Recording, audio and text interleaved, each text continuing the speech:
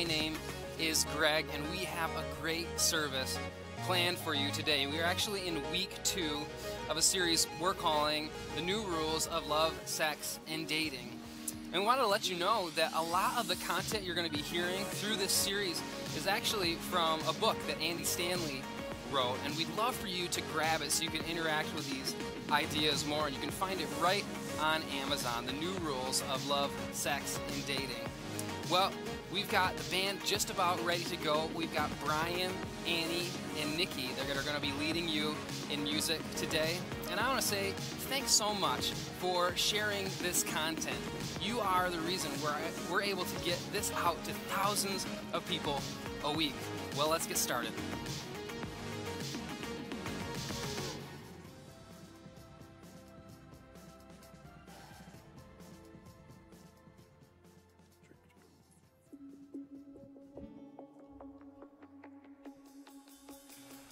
Well, good morning, Kensington. How are we feeling today?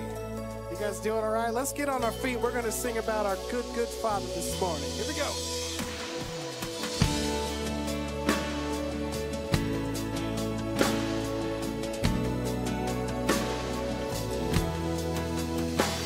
Oh, I've heard 1,000 stories of what they think you're like. But I've heard the tender whisper of love in the dead of night, and you tell me that you're pleased and that I'm never alone. You're a good, good Father. It's who you are. It's who you are. It's who you are, and I'm loved by you. It's who I am. It's who I am. It's who I am. Oh, I've seen many searching for answers far and wide, but I know that we're all searching for answers. Only you provide, 'cause you know just what we need before we say a word. You're a good, good Father. It's who you are. It's who you are. It's who you are, and I'm loved by you. It's who I am. It's who I am. It's who I am. You're a good, good Father. It's who you are. It's who you are. It's who you are, and I'm loved by you. It's who I am. It's who I am. It's who I am. 'Cause you're perfect in all of your ways. You are perfect in all of your ways. You are perfect in all of your ways to us. You are perfect in all of your ways. You are perfect in all of your ways. You are perfect in all of your ways to us.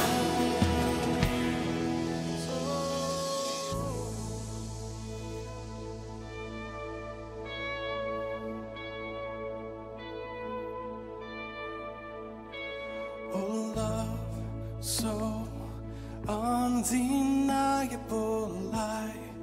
I can hardly speak, and peace so unexplainable, I can hardly think as you call me, deeper still as you call me, deeper still as you call me, deeper still into love.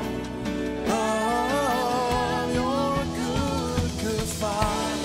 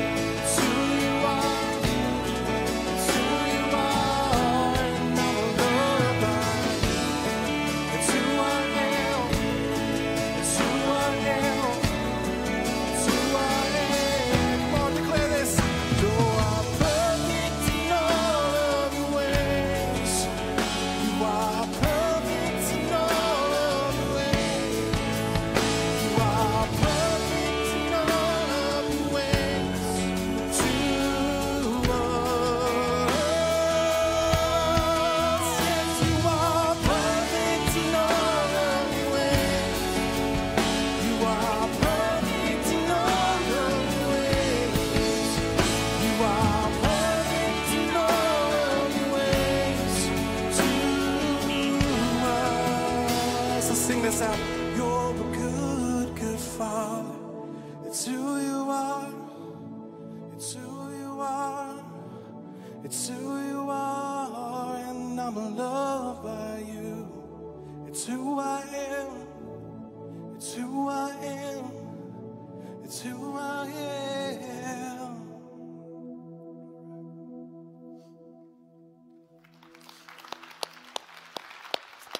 Well, thanks so much for singing with us. You can go ahead and have a seat. And if this is your very first time to Kensington, let me just say welcome. My name is Patrick. And just then, you actually got a beautiful glimpse of what we believe about God. And not only what we believe about God, but what we believe that God believes about you as well. And so we are so glad that you're here today. Today, you are walking into the middle of a series called The New Rules of Love, Sex, and Dating. And around that, I did just want to give you a quick heads up. So out of those love, sex, and dating, today is the sex message of that. And so again, if it's your first time, you're like, well, I picked a great week to come. So yeah, you did. It's great. But I do want to tell you this. If you have kids, sometimes you bring your kids in here or that sort of thing. I just wanted to tell you up front, we're really not holding back on this topic today. And so you may hear things throughout the day that you're going, you know what? I don't know that I'd want my elementary school son or daughter to hear. And that is totally okay. But that's part of the reason that we have an incredible environment for kids called our K-Kids program, which is right out in the lobby. So I wanted to give you a heads up before we jumped into everything. If you have your kids with you and you're like, you know what, I'm not sure that this is the environment I want them in, we would agree. So if they're under 10, we would say probably not today. But you can take them right over to the K-Kids hallway and they'll get you checked in. And I promise you this, they're going to have more fun over there anyway. So it's going to be great. But we'd love for you to do that. Now, I'd love for you to go ahead and pull out your program real fast. This is a card that really gives you all the announcements that are going on at our church. And so I just wanted to let you know a little bit about what's happening here. And you can find all of this information on our Kensington app, also at Kensington Church online. But I did want to let you know, the first thing is we have something called Vertical Marriage, our date night. Our Vertical Marriage date night is coming up November 3rd from 6 to 9:30 p.m. Now, we are so excited about this event. If you are seriously dating, if you're engaged, or if you're married, this is a perfect environment for you to come and both hear about how to do your relationship better, but to have a lot of fun too. And so we're calling it a date night because there's dinner involved, and for those of you who have kids, there's childcare. That's pretty great. So it's the cheapest childcare that we think you'll be able to get. So we are so excited about that. And so we'd love for you to join us, this coming November 3rd for that. And also to let you know that it is filling up really fast. In fact, we're expecting it to be full by tomorrow. So if you haven't signed up yet, we would love for you to go ahead and do that. Make sure you do it today before all the spots are taken. The second announcement I want to let you know about is we have our baptisms coming up again. That's going to be November 19th. And what we do here is we make a big deal out of baptisms. And if you're not familiar with baptisms, really baptisms are people that are a part of our church that just share their story, just share about their brokenness and how God has done amazing things in their heart and their lives. And so we share some of those stories. And then baptism itself is really this public expression of what God has been doing in the life of an individual. And so we'd love for you to join us for that. If you're interested in being baptized, just let us know. You can do that in the lobby. You could also sign up online, but just to let us know that you're coming. And so we have that on November 19th. And at the same time, I love this, we also have our Baby D, right, which is baby dedications. And so this is where if you have a child, right, if you have an infant, if you have a toddler and you're wanting to be a part of a baby dedication experience, our team does an extraordinary job with this. But that's coming up November 19th. That'll be immediately following the 11 o'clock service. So we would love for you to join us in that as well. So I want to go ahead and invite our ushers to move forward. We're going to go ahead and receive our offering. And for those of you who give consistently, we always just want to say thank you so much for partnering with us. And oftentimes we get asked questions, are there different ways that I can give and how do I be a part of that? And so we want to let you know that one of the easiest ways to do this is on our Kensington app. You can give there, but you can also give by text message. If you've ever done that, that's a great way to do it. It's about 30 seconds or less. All you got to do is text Kensington to 77977, and they'll walk you through the prompts. It's less than 30 seconds. You can give online, or you can give in service as those, I don't want to call them pouches. Are they pouches? Are they baskets? The blue things. When the blue things come by, you can put it in there as well. But when you give, I did want to tell you this. When you give, you are part of everything that's happening here at our church. And so this past weekend, this is crazy, we tripled the amount of students this past weekend that we took last year to our Wild event. Tripled the amount of students. And then with Kensington as a whole, just check this out. Over 80 students gave their life to Christ for the first time this past weekend at this wild event. I know, isn't that amazing? Yeah, so incredible. And then over 70 students from middle school, right? Just middle school gave their life to Christ for the very first time as well. So we're so excited about that. Yeah, you can clap for that too. It's awesome. And so here's what I want to tell you. Whenever we have an event like that, those are really happening because people like you give and because people like you sponsor these kids to go and you really create the environment for them. And so we just wanted to say thank you so much. You're a part of all that. And then also, when you give here, we're very involved in our local community. And I wanted to give you an announcement about something that we're doing this Thanksgiving. And to do that, I want to invite my good friend, Mr. Greg Ruby, who is our campus director. You guys give Greg a hand as he comes out. He's kind of a stud muffin. Fantastic. Okay. What if you would have actually followed, though? That would have been pretty amazing. funny. Yeah. So, right. Greg, I know you're carrying this massive basket of, what is this? Let me hold it because it looks heavy. All sorts of good things in All there. sorts of good things. Yeah, tell us about these baskets, man.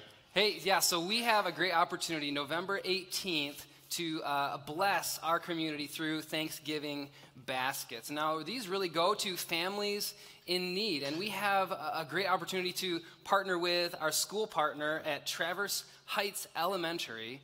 And so families in need, we have them targeted, and we just want to put these baskets together. They cost about $50 yep. for each basket. And so that's how we're asking you to partner with us to donate financially to this. But also on the 18th, we'll be gathering people together to actually pack these baskets. It's getting a little heavy for you? Heavy, yeah.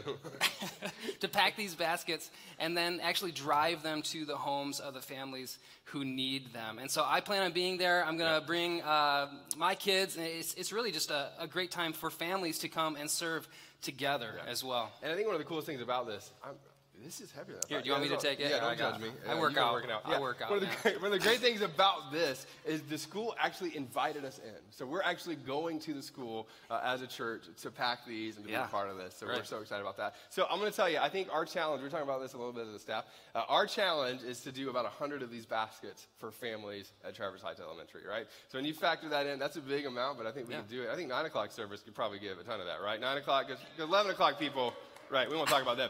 Like they're not here, right? But I would just tell you this. We really want to be a part of this. We really want to show up in these families' lives. And so if you're up for that, there's all of this. We're going to be packing these baskets, but then we're also going to be giving towards this. So thanks for partnering with us in that. And one more time, give it up for Mr. Greg Ruby. All right, thanks. Thanks so much, dude.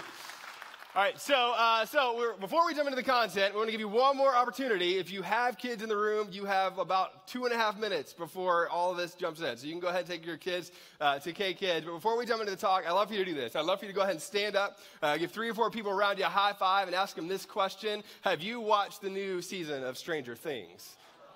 There it is.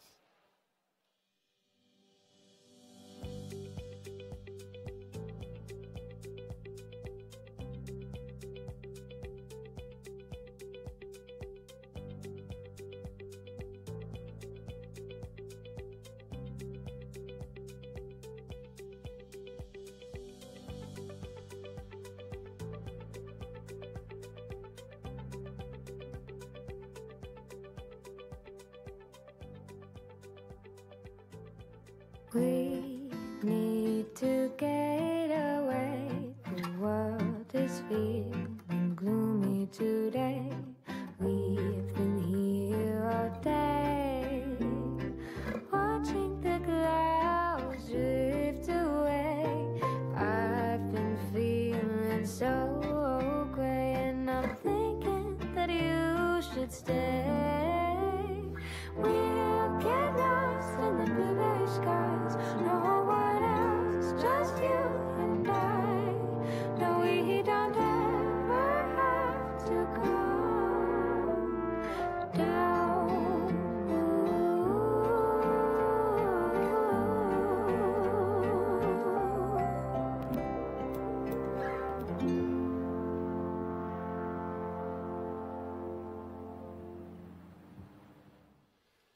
All right, so today we are continuing our series called The New Rules of Love, Sex, and Dating, and we're so glad that you decided to join us for this talk. And if it's your first time, I do want to just tell you this. If you're a little bit angsty, like, oh my goodness, I can't believe I came on this Sunday, I want to tell you this. I promise you, whoever invited you feels a little bit more angsty than you do right now. So you'll be totally fine. But we're right in the smack dab in the middle of this service, or in this series. And the way that we do it is we really approach our series like a Netflix kind of show, right? So we have kind of one or two topics that we unpack over the course of 3 or 4 weeks. And so that's kind of how we approach our sermons here and our message. So you can always go online to kensingtonchurch.org to find out more information about that. And I also want to say this before we jump into the talk. I referenced this last week in the middle of the message, which I probably should have done at the beginning. So I want to reference it right off the bat at the beginning today. Now, the idea of the new rules for love, sex, and dating is a series at Kensington that we've actually adapted from one of our favorite churches and one of our favorite pastors in Atlanta, Georgia. And so I want to just kind of show you this. The guy's name is Andy Stanley. He has a whole book on this called The New Rules for Love, Sex, and Dating. And if you haven't read it, I would encourage you to read it. He really kind of goes in depth on some of the ideas that we talk about. And a lot of the thoughts that we're pulling from this series actually come out of his brain and the team down in North Point. And so we would love for you maybe just to pick up that book. You can do it on Amazon and northpoint.org. You can find all that information there. But a lot of that kind of comes from them. And so we just adapted the series here at our church. Now, to get us all caught up on what we said last week, we gave you 2 big challenges. And one of those is for those of you who are single, and one of those is for those of you who are married. And so I want to recap real quick what we said last week, and that's this. That if you are single, we said that ultimately for you, you could be on the search and on the look for somebody to marry. But the better way to approach this is to become the person that you're looking for is looking for, right?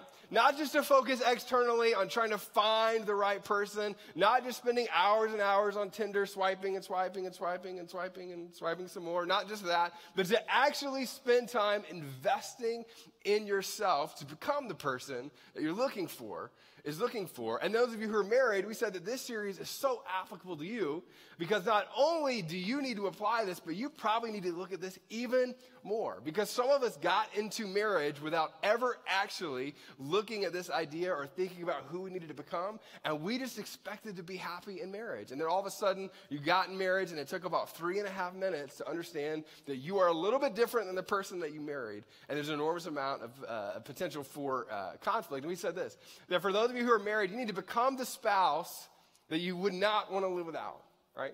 How do I become the spouse that I wouldn't want to live without? How do I focus inwardly on becoming the person that my spouse would love to be married to?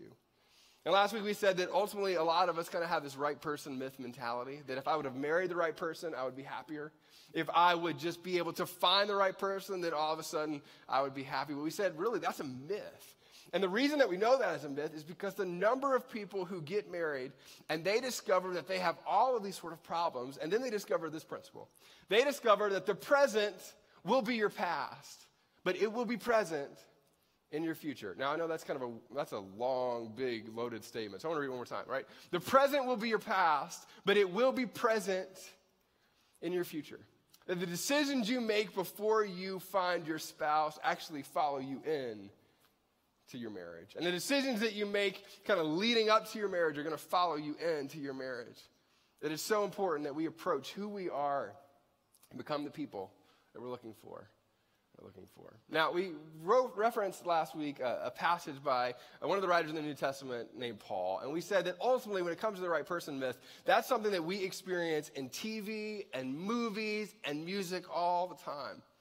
But that's really a way of thinking about life and dating that leads us to a path that we never really wanted to be on. And ultimately, that also leads us to a place where we can find an enormous amount of unhappiness. So Paul says you need to put that kind of childhood thinking away. And he kind of phrases it like this, and this is what we said. We said, when I was a child, I talked like a child, I thought like a child, I reasoned like a child, but when I became a man or when I became an adult, I put the ways of childhood behind me. And that's what this series is all about.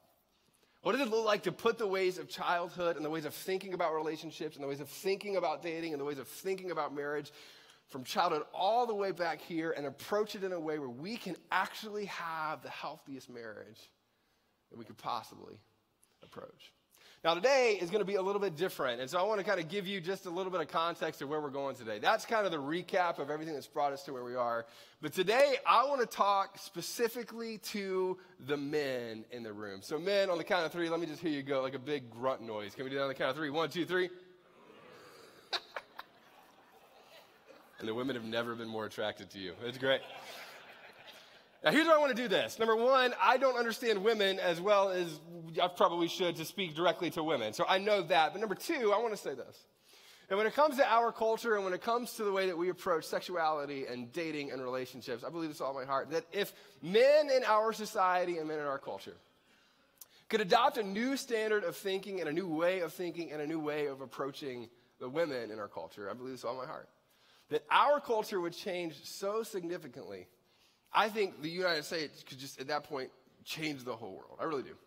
That if every man in our country adopted a new standard and a new practice and a new way of thinking about women, and then we guarded our hearts and we protected against things, and we made sure that we were moving in the direction, as we're going to discover in a few minutes, that actually stemmed from what Jesus taught, that I think our culture would change. I think our marriages would change. I think our whole lives would change. Now, this is not at all to say that if women would, change, then all of a sudden things would change too, because that's not the case. I'm just saying this, that if men adopted the kind of thinking that we're going to talk about today, I think it could change the whole world. So today, I'm going to talk specifically to all the men in the room. Now, here's what I'm going to ask you to do, ladies, right? If you're sitting next to your man, I'm going to ask you to do two things.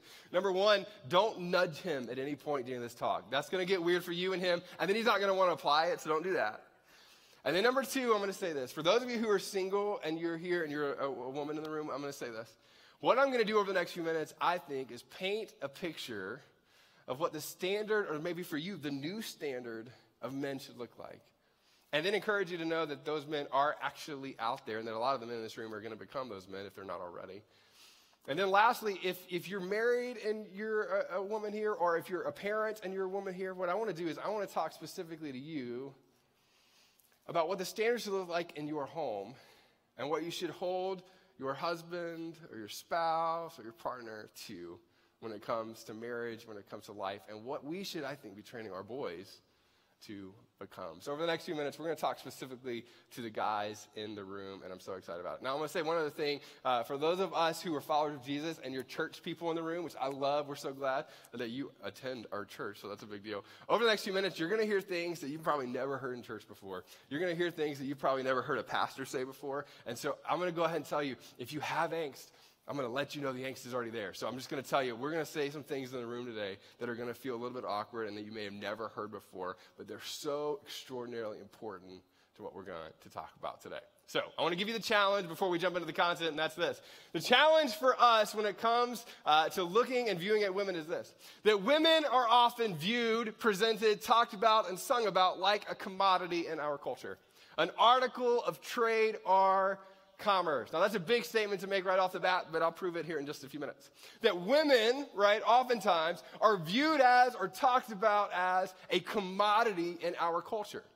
The idea is that as a woman, they should be taken, they should be used, they should be discarded, and they are at the disposal of a lot of men. Now, if you don't believe me, you should walk the campuses of a lot of the colleges in America. Some of you know guys in college, when you were in college, they just treated women like this. We said last week that one of the end goals for a lot of guys, and especially in certain seasons of their life, is almost like this conquering mentality when it comes to the end of a date. That there's an end goal, that there's an end process, and that if I can get here, that's where it should be. Now, a lot of you are not like that in the room, or a lot of you got married and you're not like that anymore in the room. But what we're going to talk about over the next few minutes is oftentimes when we've experienced those things, been around those things, it sticks with us, and it shapes our thinking and our view.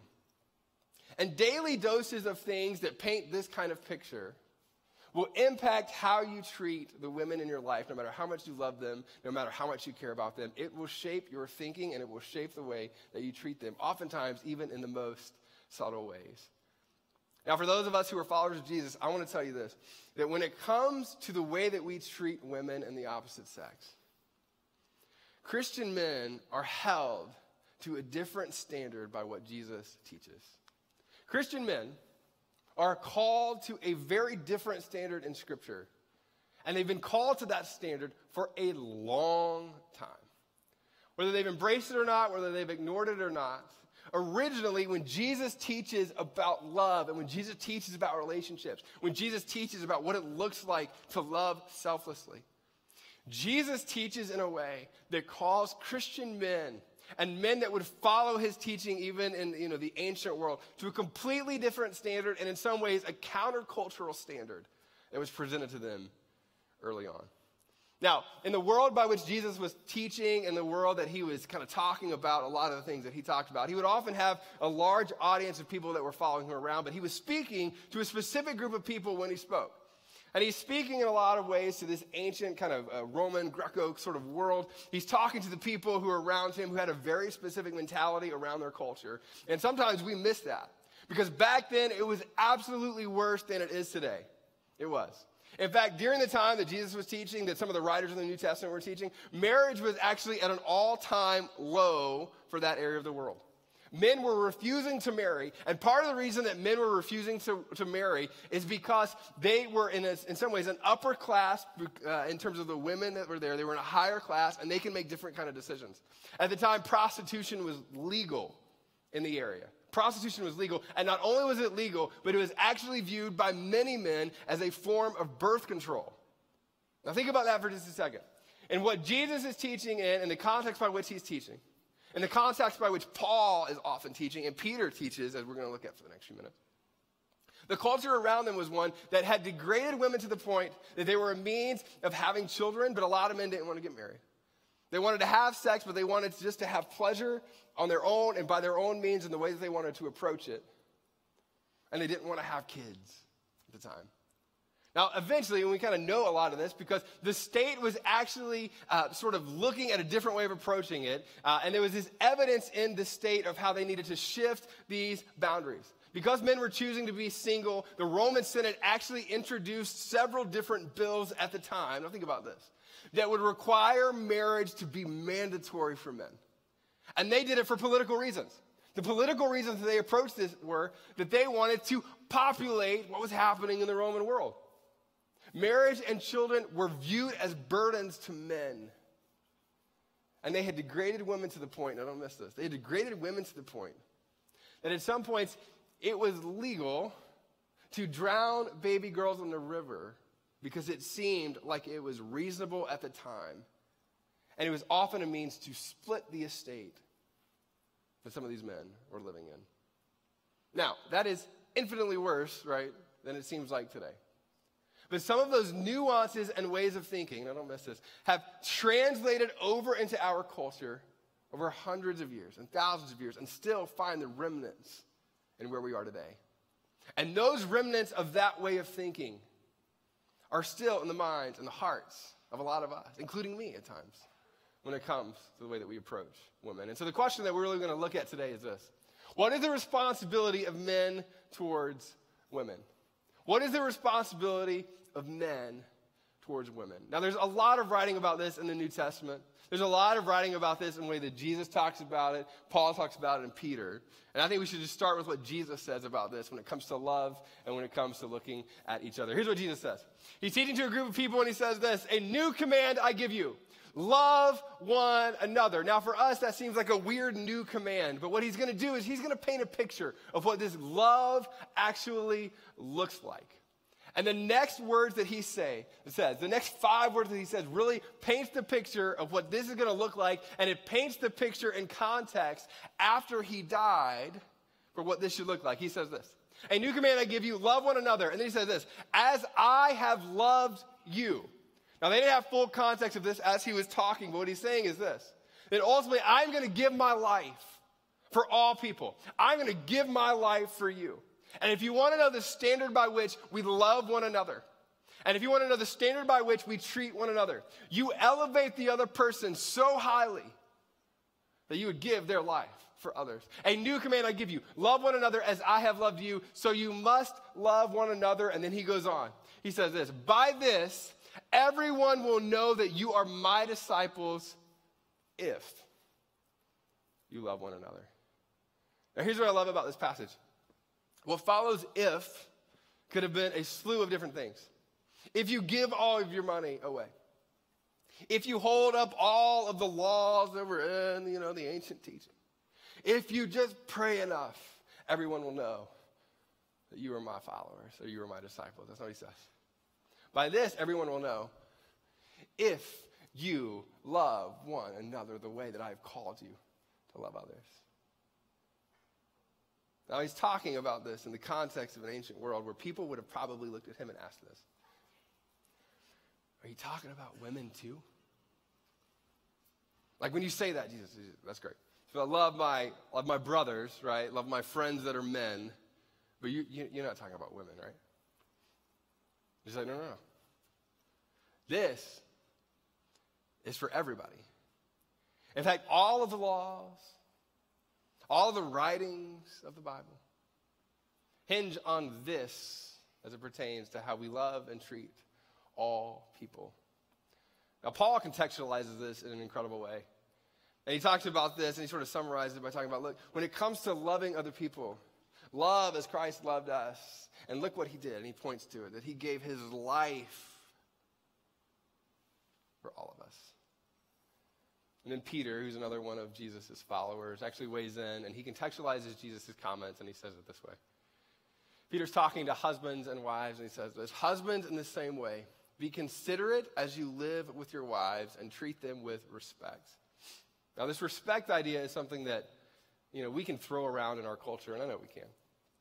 The idea of respect in the ways that he was talking about, in the way that the original language kind of highlights this, it really gets after honor. Not just in respect and like, I don't cuss in front of my spouse, not like that. Even though that may be a part of it. But it's this idea of elevating the other person. Think about this. As if they're like a dignity or royalty of office or position in society where you almost come under their leadership in terms of submission. How would you honor a person who is viewed as somebody who is so important in your life? He says, husbands, be considerate as you live with your wives and treat them with respect or honor. The Greek word that gets after this treat idea, which I think is so great, it says impart or grant or assign to your spouse. Honor. Now think about that just for a second. For those of you who are married in the room, what does that look like to fully honor your wife in the ways that you love her and the ways that you treat her? For those of you who are dating, what does it look like for you to honor your girlfriend in the ways that you love and care for her and treat her? Let me ask you this. When you go out on a first date, does she know and feel honored right off the bat? And does she feel just as honored on date number 47 as she felt on the first date? And Peter goes on and he says this. Husbands, in the same way, be considerate as you live with your wives and treat them with respect as the weaker partner. And I always want to talk about the weaker partner because that doesn't mean oftentimes what you think about in terms of like, submission sort of thing, subservient, that sort of thing. What this means is that if you were going to have an arm wrestling tournament with the person that you're dating, the guy would probably win. Now, not always. I've met women who could absolutely destroy me in an arm wrestling tournament, but that's kind of what this is getting after, right? It's not weaker in terms of a lot of the ways that we talk about it. It's simply weaker in terms of like this, physical kind of strength sort of way. Treat them with respect as a weaker partner, and this is the part that I think is so important. As heirs with you of the gracious gift of life. Now that word heirs, for those of us who are followers of Jesus, means that she is not just a woman, but she is a daughter of God. And Peter is getting after this idea that as followers of Jesus, you are adopted into this family of God, and that when you become that, every person is a son or a daughter. When he talks about heirs, he's talking about this almost intangible kingdom that is on earth. And that women are the daughters of God, heirs to that. Now, the blunt way to say this is this. He's talking to a group of people who would have approached women in some ways as if they were owned or as if they were slaves. And the idea for Peter is you can't act like a slave owner and expect to love selflessly. Those of you who are dating, you can't act like a slave owner Act like you own her. Act like she is just something to be taken and discarded, and then one day expect to love someone selflessly. Peter is so blunt in the way that he approaches this by saying she is a daughter of God. Now for us, fellas in the room, I think there's two important principles to look at when it comes to this. And these are the two things that I want us to just kind of walk away and remember. And then we're going to spend a little bit of time unpacking this, and that's this. That for those of us who are men in the room, we have to renew our minds to think differently. And then we have to make up our minds to behave differently. We got to renew our minds, change what's actually happening in the narrative that's going on in our minds. And then we have to make up our minds to behave differently. So I want to talk for a few minutes pretty bluntly about what it looks like to do these sort of things, because, we haven't been blunt yet. So it's great. So I want to spend a little bit of time looking at what it looks like to renew our minds and change our ways of thinking. And then renew our hearts and so that we can actually behave in a different way. Now, when it comes to renewing our mind, I want to say right off the gate that I think there's one thing that you need to do, and that's this. I think you have to eliminate media that is reinforcing the idea that women are commodities. We have to eliminate media in a way that is reinforcing the idea that women are commodities. Now, I grew up in church. How many of you, real quick, how many of you grew up in church at some point? Anybody grew up in church? How many of you ever had a youth pastor that was like, you need to burn all your CDs because they're sinful? Anybody ever do that? Or was that just me, right? You had a big bonfire, you threw in your, I threw in Backstreet Boys. I don't know why. What did they do? Yeah. You threw in, and then most people bring all their heavy metal stuff because it's the, whatever that is. So you bring all that stuff, and you throw in a big bonfire, and then all of a sudden, now you're good. And you're not going to listen to that. Nowadays, you'd have to throw in your phone, and, then your parents would just beat you. So you don't want that either. And so there's this whole thing where, there's the idea of if you just erase all the music, then that's a great thing. Now, I think you need to eliminate it, but I don't think you need to eliminate it just because the songs are bad for you to listen to, even though I think they are. I think you eliminate those kinds of things from your life because of what they do to your mind in terms of reprogramming the way that you think about women. Now, the thing that I hear all the time in this, and this is one of my favorite things to talk about, is, well, I love the beat. I love the beat. Or I love that singer. He's so good, or she's so good, and the music's just so, I just get lost in music, whatever that is. My favorite, musician was a guy named John Mayer. I don't know if you know John Mayer. And so when I was a freshman, I think maybe 8th grade, I convinced my mom to buy me a John Mayer album. He had a song called Your Body is a Wonderland. Anybody remember Your Body is a Wonderland, that song?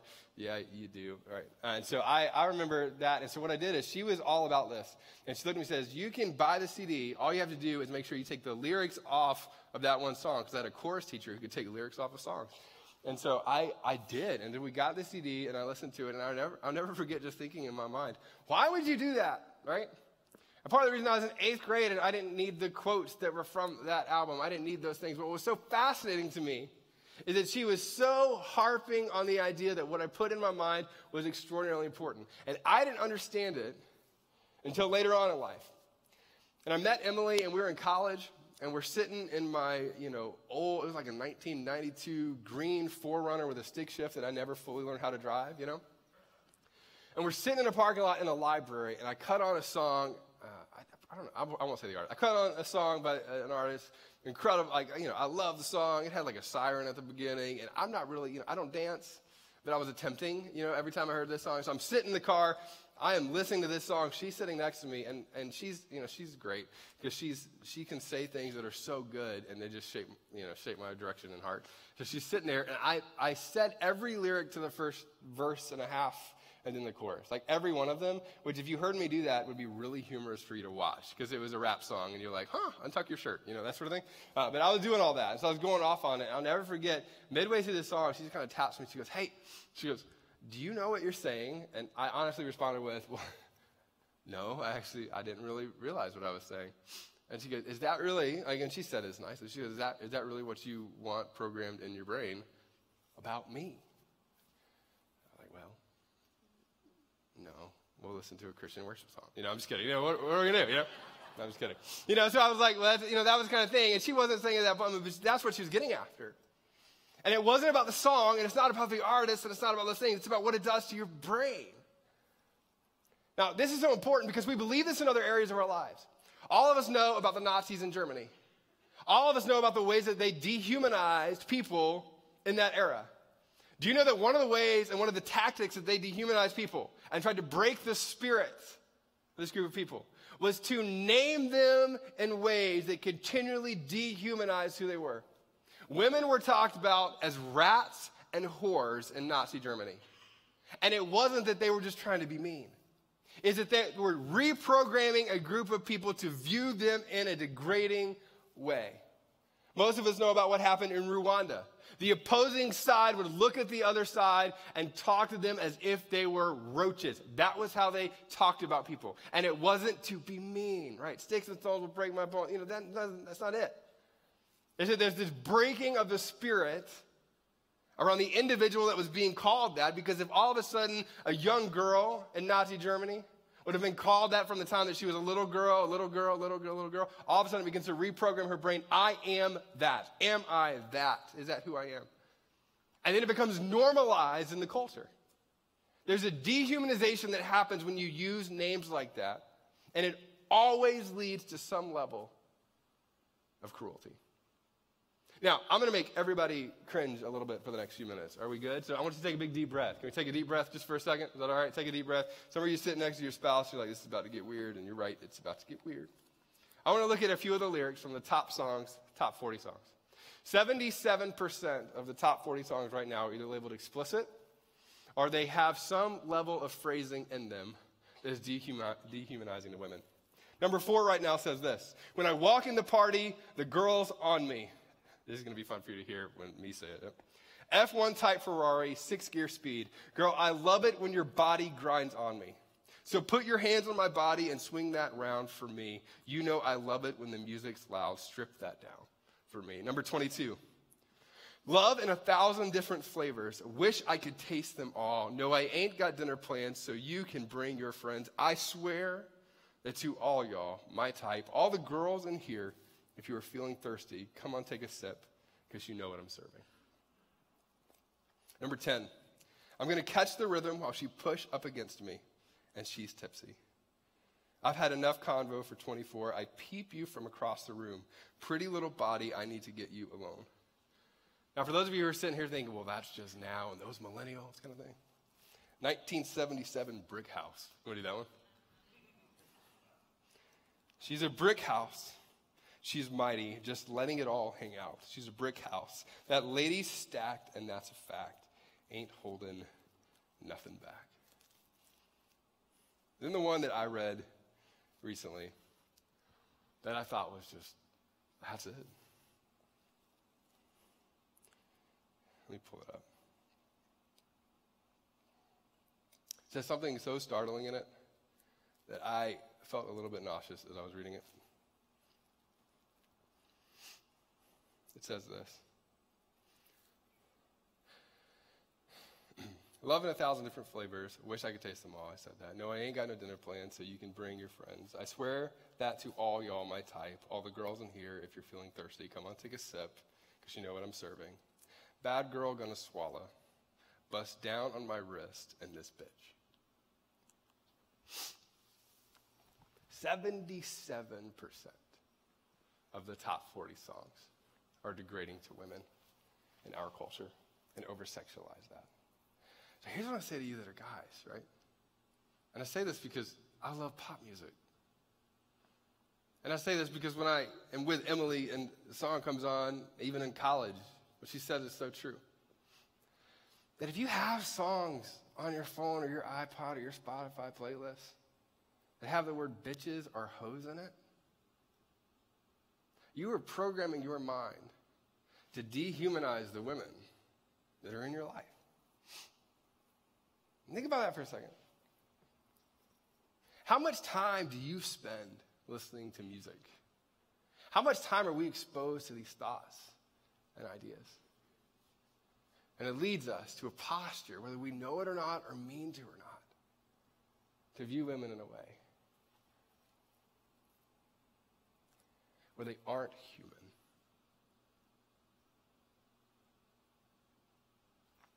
Second one is this. The number of men in our culture that view pornography is staggering. And the age by which they start viewing pornography is staggering. 12-year-olds are exposed to pornography. Elementary school boys are exposed to pornography. Oftentimes, they didn't even mean to get there.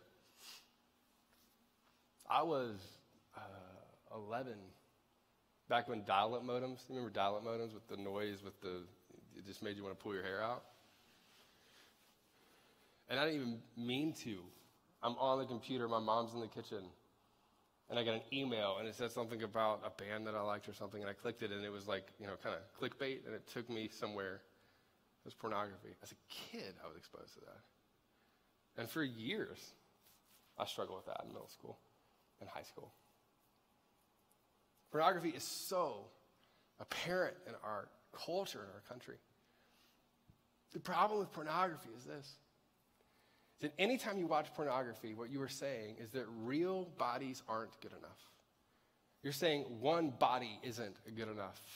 And for those of you who are married and you watch pornography, come on, you're saying your wife's body isn't good enough. Now, you would never say that out loud to her.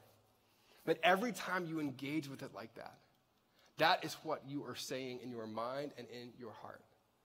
Now, spiritually, it's so clear. Like, the scriptures are so clear when it comes to sexuality and the way that we approach this. It's so clear the way that it talks about. But even in culture over the last, especially 5 years, started to look at pornography and look at the scientific research around it. And the studies that are coming out are so fascinating because it says and reiterates what the Bible teaches about sex already. And when you take sex outside of the context by which it was designed, it almost seems like a drug. That it's addictive and you can't really get out of it. It takes so much of you to move yourself out of that space, but it also deadens the mind and the soul towards what pleasure looks like. Porn is not a pastime for us. It is a pathway, and the pathway that it leads us to is a place of unhealthy experiences and dehumanizing the women that we watch, and at the same time perpetuating a culture that is hurting ourselves all along the way. Research shows that porn actually changes the fundamental way that your brain approaches pleasure. In the same way that a drug would. It's addictive, and it causes so many relational problems and behavioral problems. Now, some of you are like, you're a pastor, so you're supposed to say that. So I knew that you'd probably think that, which I would be disagreeing with me at some point if I were a follower of Jesus. So I want to point you to an article that came out 2016. Let's point to this. This is Time Magazine's cover, March 31st, 2016. Right, and it's Belinda Luscombe that wrote this article, and she brings in people to actually talk about the effects, the scientific effects of what's happening to people who are engaged in pornography. This is a massive study that was done, brought in several experts on the thing, and what they found was this, and this was kind of the crux of the article, that porn was leading to what she would kind of refer to in this acronym of PIDE, right? Porn-induced erectile dysfunction. You definitely didn't think you were going to see that in church today, did you? Now, here's what she's saying. It's interesting when it's men, over a certain age. But the study looked at men who were 18 to 25, who, when they watched porn, functioned the exact same when it comes to sex. But the intro 3 paragraphs of this chronicles a guy who was a virgin, except that he had been watching pornography. And then in his first sexual encounter with a woman, experienced this. Because the amount of pornography that he had watched had not let him to get to where he should be. Gabe Dean puts it like this. He compares this, in terms of pornography, to every other addictive behavior that would kind of reshape our brain, and says this. Essentially, porn would have the potential to desensitize you to normal, natural things and ultimately rob you of the one thing you thought that they would give you, the ability to experience pleasure. The studies around pornography says that it's shaping your brain, it's reshaping your brain, and it's leading you to a place that you never wanted to be, and that's a place where you can't experience pleasure in the real world. And then Belinda has this quote in the article that I think is so powerful for us. She says this. She says, "Of course, there are much broader concerns about porn's effect on society that go beyond the potential for sexual dysfunction," but she says this, "including the fact that it often celebrates the degrading of women and normalizes sexual aggression." The porn is reshaping your mind and reshaping your heart in a direction that you never intended it to go. And some of you are in the room and you're married and your spouse has no idea that you look at pornography. Some of you are in the room and you're single and you look at pornography all the time and you're like, Scripture may teach this, but how does it actually shape me? And I'm just telling you, scientific studies across the board are saying that kind of action is diminishing your ability to actually experience pleasure. So, here's a challenge for you if you're looking at pornography, right? And it's going to come off sarcastic, and I know it's going to come off sarcastic. I actually don't mean it sarcastic. I'm dead serious when I say it, right? But if you're single and you view pornography, or if you are married and you view pornography, what I want you to imagine is I just want you to think about and pick a date where you set your wife down or the person that you're dating down. And if you're choosing not to experience life change or move in a direction that would move you away from pornography, if you're choosing to move in this way and not get help on this, I think you should sit them down. I think you should say this to them. Honey, a real body isn't enough for me. One body isn't enough for me, and your body will never be enough for me. Because every time you look at pornography, that's what you're saying. Anyway, now it's hard to move away from it, but I'm going to tell you this. Some of you, this will be one of the most important things that you do for your marriage and for the future health of your relationships. If you don't feel like you can sit down and say that because it's hurtful, one day she's probably going to find out. And through your actions, you're going to say it to her anyway. You got to kick that habit. Second one is this. You have to renew your mind to think differently, but you have to make up your mind to behave differently. Let's hit that next one, sorry. Renew your mind to think differently and make up your mind to behave differently. Now, the next part of this, I think, is a discipline that we all have to keep, and it's so important for us to keep, especially as men, and that's this, that we need to treat all women, not just your spouse, not just your daughter, not just the people around you. You need to treat all women with an enormous amount of respect. I think the idea of being a gentleman isn't just because you need to be socially acceptable. The idea of being a gentleman is reprogramming your brain to think about women in the way that you should be thinking about women. Opening the door isn't just for the woman. It is to reshape your brain in the way that you should think about women. I think you need to look women in the eyes and leverage your strength on her behalf and do nothing to make her feel uncomfortable. The question for you is, if you're dating or if you're married, if you're engaged, the question for you is, if we were to ask your significant other, what are the ways that they specifically honor you in tangible ways? They should have clear answers to that question. They should have clear answers to that question in the way that it looks, right?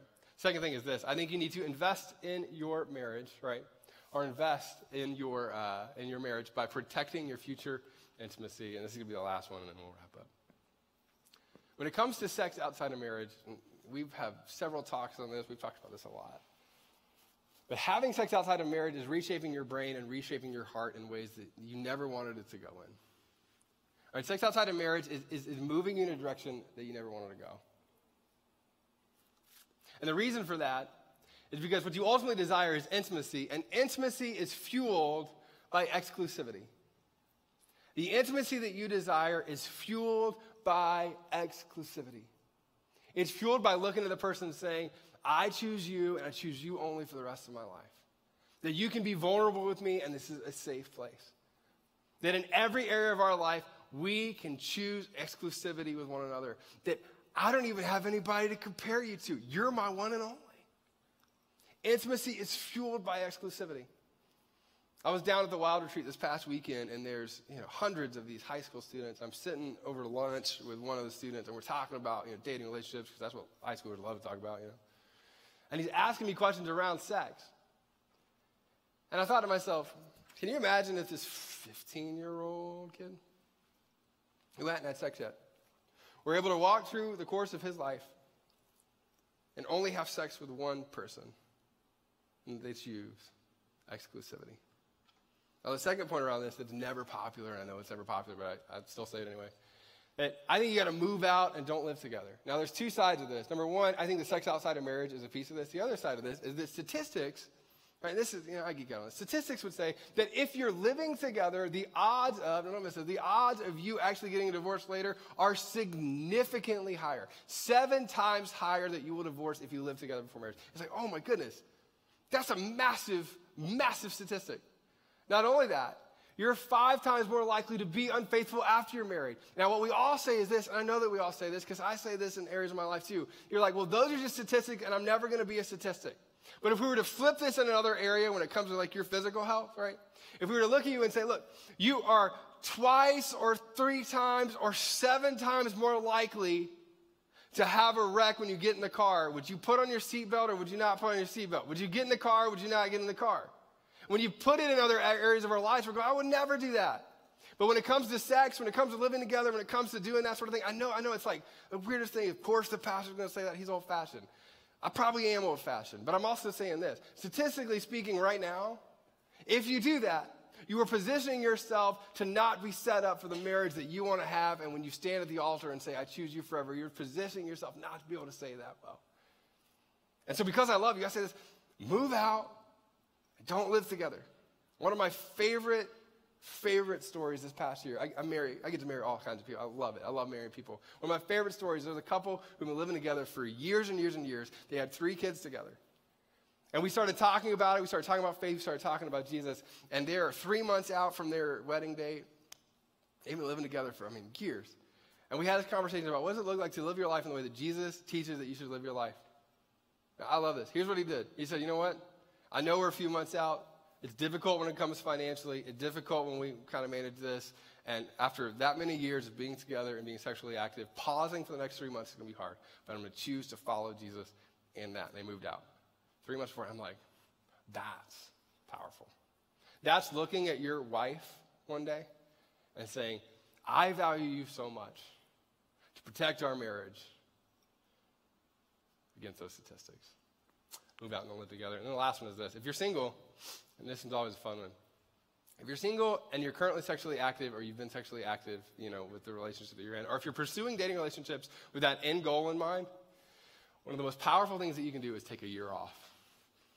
And not everybody does that. And I know that not everybody's like, oh, yeah, well, I'm going to take a year off from dating. I'm going to delete the Tinder app. I'm going to do that. No, I know that's hard. But here's what I'm going to tell you. Renewing your mind and making up your mind to behave differently causes you to do things that almost like shock you into where you need to be. Because you're not going to change your mind overnight. You're not going to change the way that you approach things overnight. You're not going to change your view or your posture overnight. It's going to take time for you to do that. But I'll say this, I've been challenging people for this a long time. I would challenge high school students all the time with this. Challenge, college students, adults. I've challenged people in their 40s to do this, and I will say this.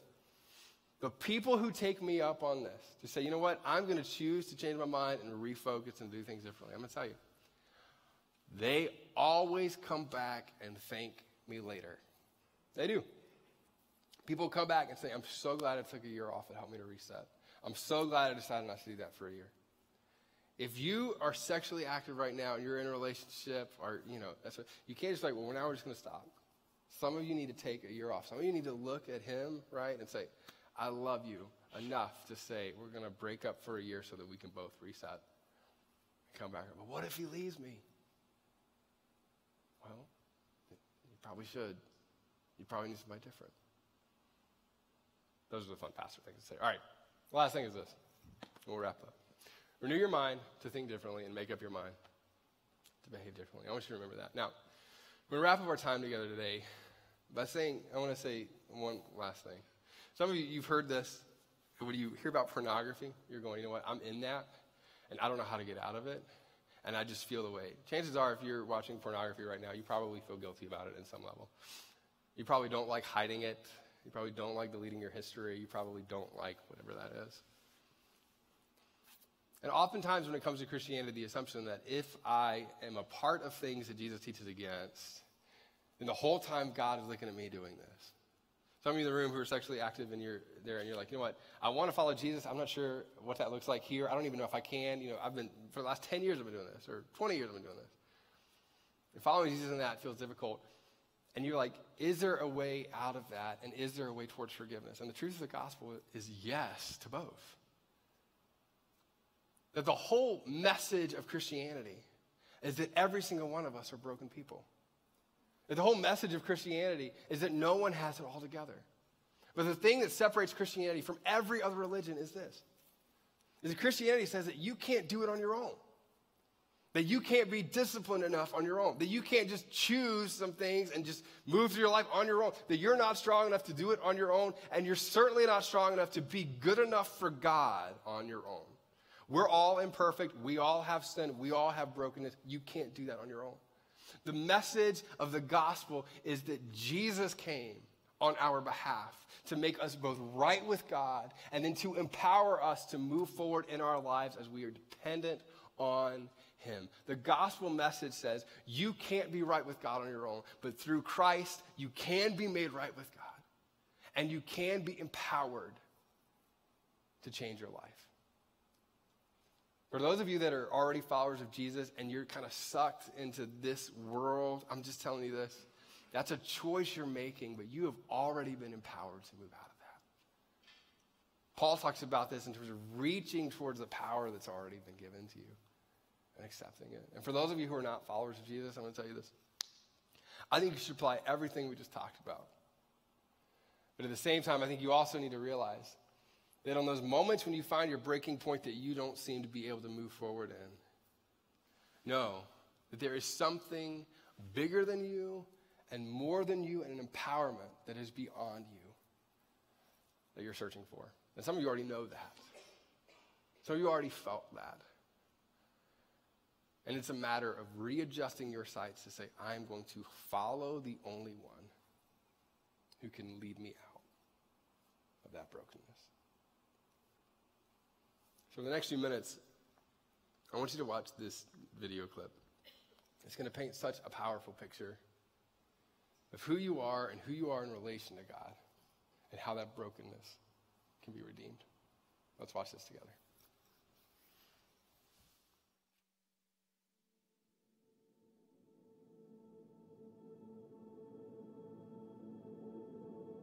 In the beginning, God created the heavens and the earth. But the world was a lonely place, so God formed man. Out of the dust, he breathed life into his lungs and crafted him, making man in his likeness, in his image. Then the Lord God said, "It is not good for the man to be alone." So the Lord God made a woman from the rib he had taken out of the man, and he brought her to the man. And God said, "This is good." The man and the woman were naked, and they felt no shame. But the serpent came and twisted what was good, and the man and woman were deceived. God came to the garden looking for the man and woman. But when he called out, "Where are you?" they answered, "I heard you in the garden, and I was afraid because I was naked, so I hid." For when sin entered the world, so did shame. And with it came perversion, deception, lust, insecurity, betrayal, and pain.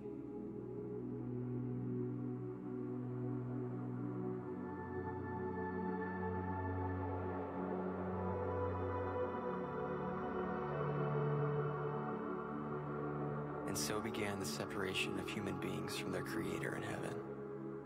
For it is from within, out of a person's heart, that evil thoughts come: sexual immorality, theft, murder. As darkness seeped into the hearts of men and women, depravity and brokenness were born. The human race no longer stood for what was good and right, but began to view one another without worth or beauty, forgetting we are all sons and daughters made to bear the image of our Creator.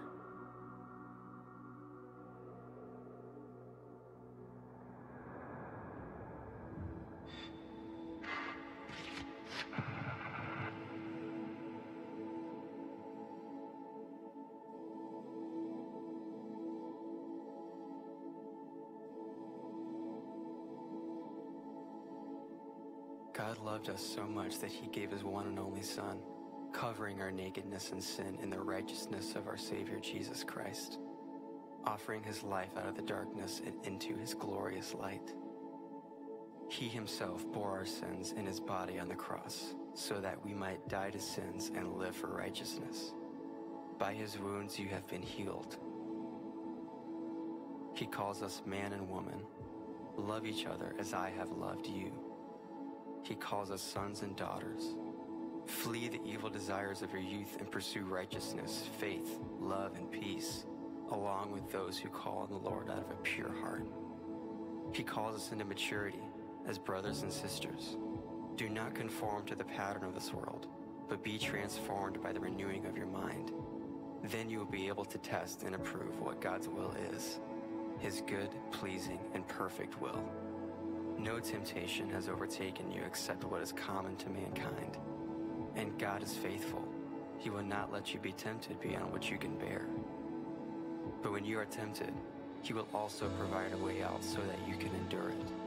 When I was a child, I talked like a child. I thought like a child. I reasoned like a child. When I became a man, I put the ways of childhood behind me.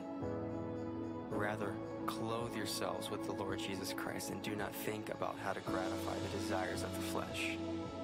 For the Spirit God gave us does not make us timid, but gives us power, love, and self-discipline. The sting of death is sin, and the power of sin is the law. But thanks be to God, he gives us the victory through our Lord Jesus Christ. Finally, brothers and sisters, whatever is true, whatever is noble, whatever is right, whatever is pure, whatever is lovely, whatever is admirable, if anything is excellent or praiseworthy, think about such things.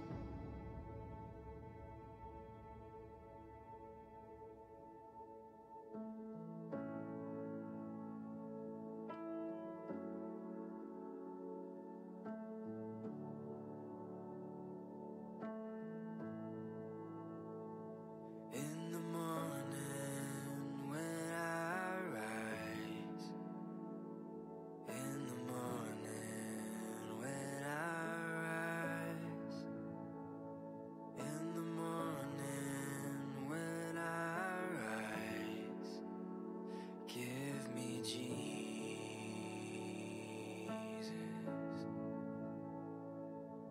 Oh, when I am alone.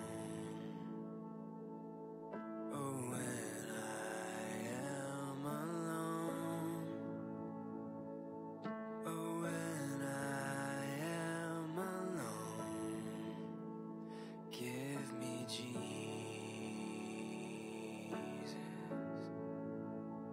Give me Jesus.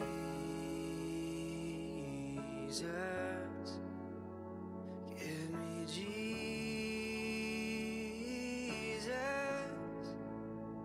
You can have all of this world. Give me Jesus.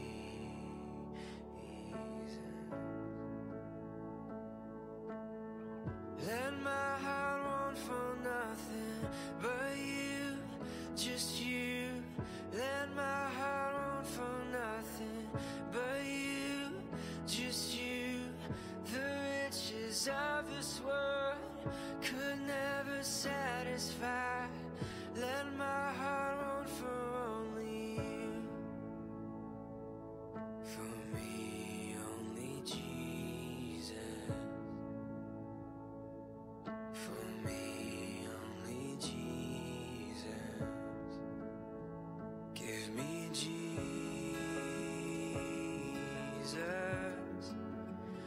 Give me Jesus.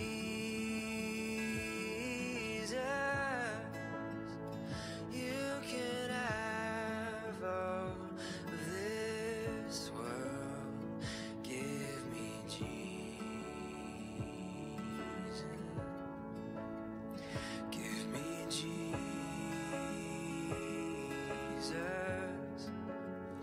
Give me Jesus.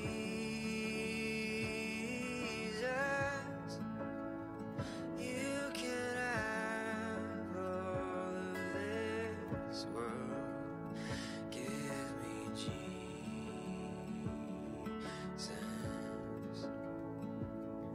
For me, only Jesus. For me, only Jesus.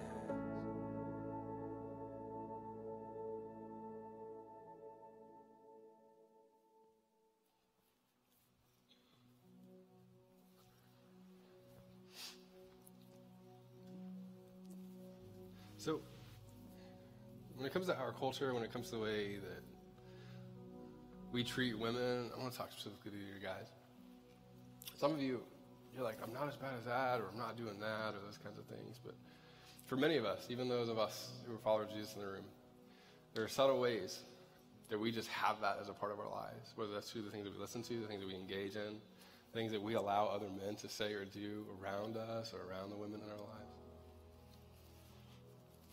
And so this morning, I want to give a space for those of you who are men just to maybe take a moment and repent of that. Saying, God, in whatever areas of my life those things are present, I ask you to forgive me and help me to move in a different direction. Some of you, you're here in the room and you heard the message, and what you felt, good or bad, what you felt was this angst in your heart going, I don't know that I can do any of that on my own, because I've tried to do that on my own, or I've tried to beat this on my own, I've tried to take steps in that on my own. Some of you that are women in the room, I've tried to look for the right guy, but I just end up with always the wrong guy. You've been trying to do that. What you've never done is actually decided to follow Jesus and to follow his teachings. And for some of you in the room, today is a day where you just need to take some moments and just take some space and say, Jesus, I choose to follow you with my whole life, including this area of dating and marriage and relationships. And the last group of you are the people that I want to talk to are you're married and you've been living your life in a certain way, a certain direction for a long time. Your spouse doesn't know that you're doing some of this. Your husband may not know that you're engaged in pornography, those kinds of things. And you just feel the weight of all of this. And there's conversations that are going to need to be had outside of the day. There's counseling that's going to need to be had outside of the day. You need a marriage mentor, which is something that we talk about a lot around here. That's something that you need to do. But before you do all of that, what you need to do is just pause. And with your Heavenly Father that we sang about to kick off the day, you just need to pause and say, I take all of my brokenness and I come to you, Jesus. And the beautiful part about coming to Jesus is that he meets you in whatever area or space that you're in with love, unconditional love, not based on what you've done or what you feel like you can do, but he meets you with love in that moment. So I'm going to ask you to do is I'm going to ask everybody in the room just for a moment to close your eyes, just kind of lower your head or bow your head for a second. And I want to give you just a minute to reflect on, are you in one of those categories? Are you somebody who needs to make a decision to follow Jesus today? Are you a person that needs to just trust Jesus with this area of your life? Are you someone who's been a follower of Jesus for a while and you just need to repent? And I'm going to ask you to think about that question for just a moment. And then I want to pray for you.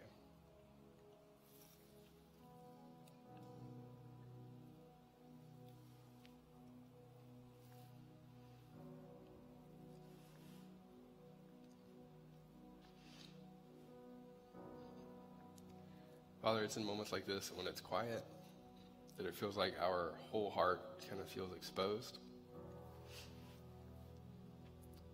And I pray for the people in the room who feel the weight of what they're doing or feel the weight of being engaged in things that they don't ultimately want to be engaged in. Father, I just ask that you would remind them that freedom is theirs, that they just need to take it and take a step towards you. Father, I pray for the individuals in the room who have been trying to do whatever it is they're trying to do on their own for a long time, but they've never paused and just decided to follow you and to trust you and to give you their whole life or to give you a specific area of their life. Father, I pray that today would be the day when they choose to do that. And God, over these next just few moments as Brian leads us in the song, I ask that you would remind us that you meet us in all of those spaces with unconditional love from a perfect Heavenly Father. God, meet us here today. Help us to acknowledge that you're here with us and that you have given us grace. In Jesus' name we pray. Amen. I'm going to invite you to stand, and Brian's going to sing a song that we're going to wrap up with today, just acoustically. And I'm going to ask you, if you're a follower of Jesus in the room, a lot of you probably know or have heard this song before. I'm going to ask you to sing this out. I'm going to ask you to sing it as a prayer of really just declaring what we believe about God. And for those of you who are like, you know what, I'm just kind of wrestling with everything that we talked about today, what I want for you is over these next few moments that you just get a picture of what God believes about you. Let's sing this together.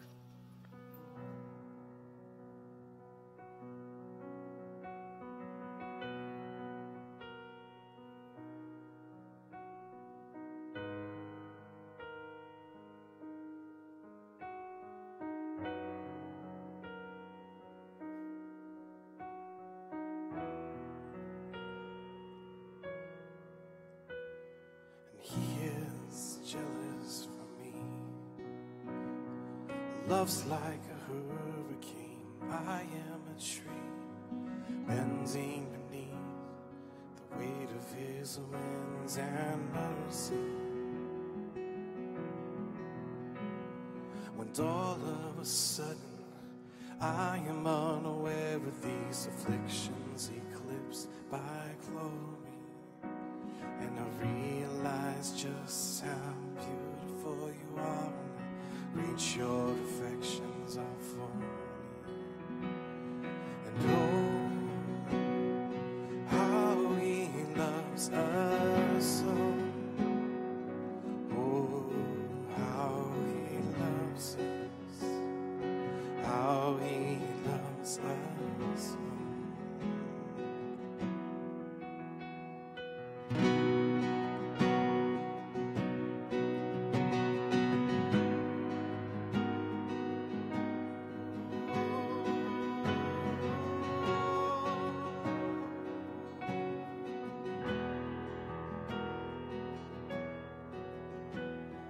We are his portion and he is our prize, drawn to redemption by the grace in his eyes. If his grace is an ocean, we're all sinking, and heaven meets earth like a sloppy wet kiss, and my heart turns violently inside of my chest, and I don't have time to maintain these regrets when I think about the way that he loves us. Oh, how he loves us. Oh, how he loves us. Oh, how he loves. Yes, he loves us. Oh, how he loves us. Oh, how he loves us. Oh, how he loves. Yes, he loves us. Yes, he loves us. Yes, he loves us. Yes, he loves. Yes, he loves us. Oh, how he loves us. Oh, how he loves us. Oh, how he loves. Yes, he loves us. Oh, how he loves us. Oh, how he loves us. Oh, how he loves.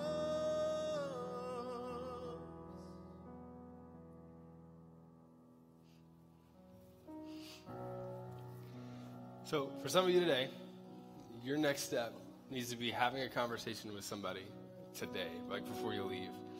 The great thing about our church is we have people that would love to talk to you. We have people that would love to pray with you up front. We have people in the lobby who are marriage mentors who their whole job is to come alongside of you in your marriage and to be with you through whatever that journey is.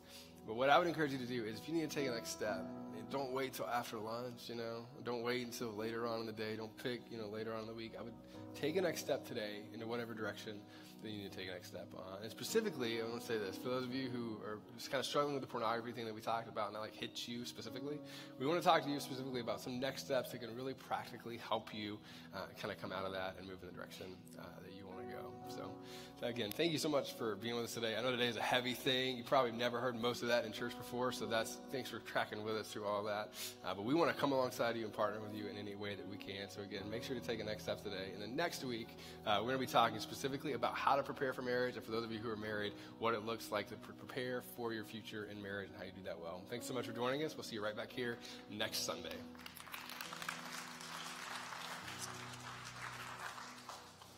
Thank you for watching today. Hey, I wanted to grab Patrick because we talked about a lot of heavy things today. We did. We did did a lot going on today. But if someone is feeling like, hey, I'm struggling. I need to make a change. Sure.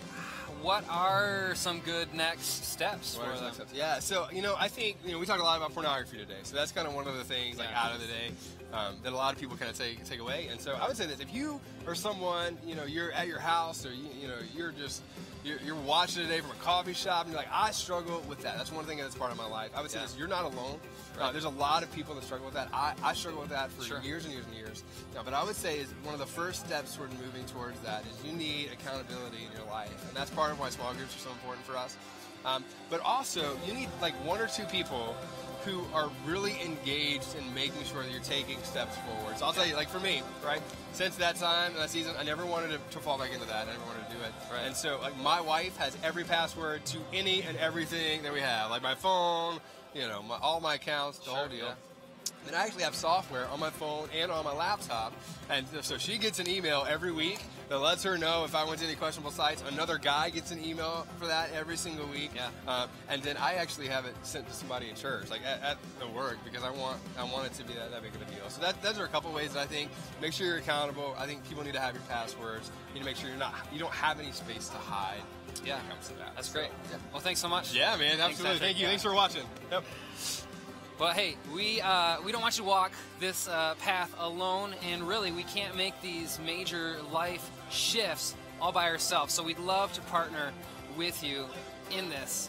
Well, thanks so much for watching. Be sure to like and share this content if you found it valuable, and we'll see you next time.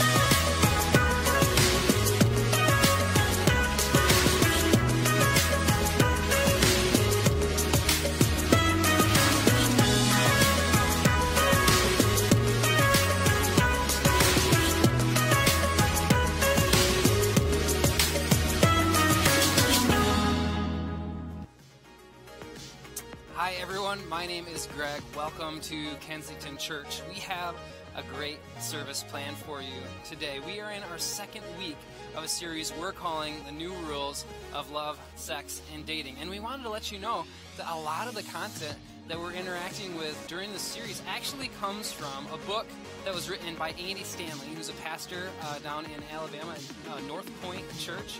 And we just want to make sure that, hey, if you wanted to interact with these more, you can find his book on Amazon.com. Well, we are just about to get started. We've got Brian and Annie and Nikki that are going to be leading us in music today, and our lead pastor, Patrick Holden, will be delivering a message. So we hope that the content really engages and challenges you. So let's get started.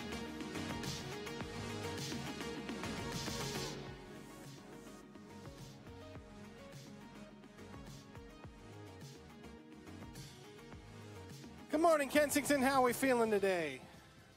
Woo! Let's get on our feet. We're going to sing about our good, good Father this morning.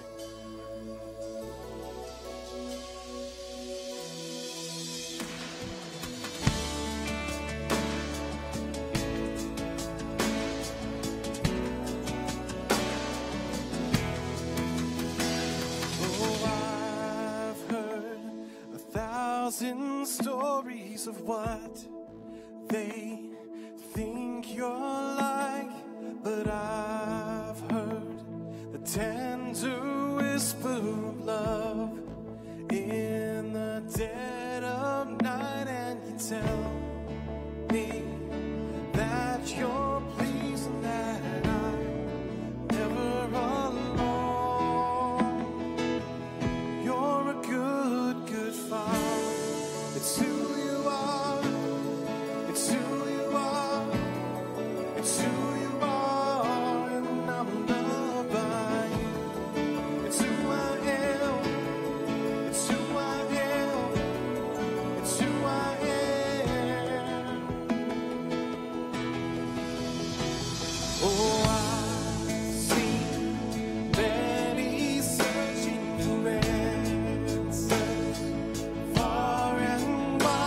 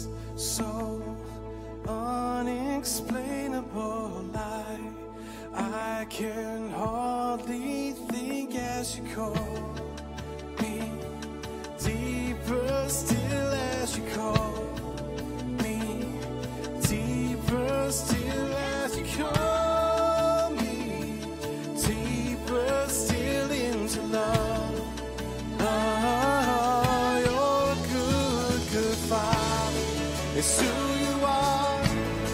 It's who you are. It's who you are. And I'm loved by you. It's who I am. Who I am. It's who I am. You're a good, good Father. It's who you are. It's who you are. It's who you are. And I'm loved by you. It's who I am. It's who I am. It's who I am. Come on, sing it out. 'Cause you're perfect in all of your ways. You are perfect in all of your ways. You are perfect in all of your ways to us. Say yes, you are perfect in all of your ways. You are perfect in all of your ways. You are perfect in all of your ways to us. Come on, every voice. You're a good, good Father. It's who you are. It's who you are. It's who you are. And I'm loved by you. It's who I am. It's who I am. Who I am.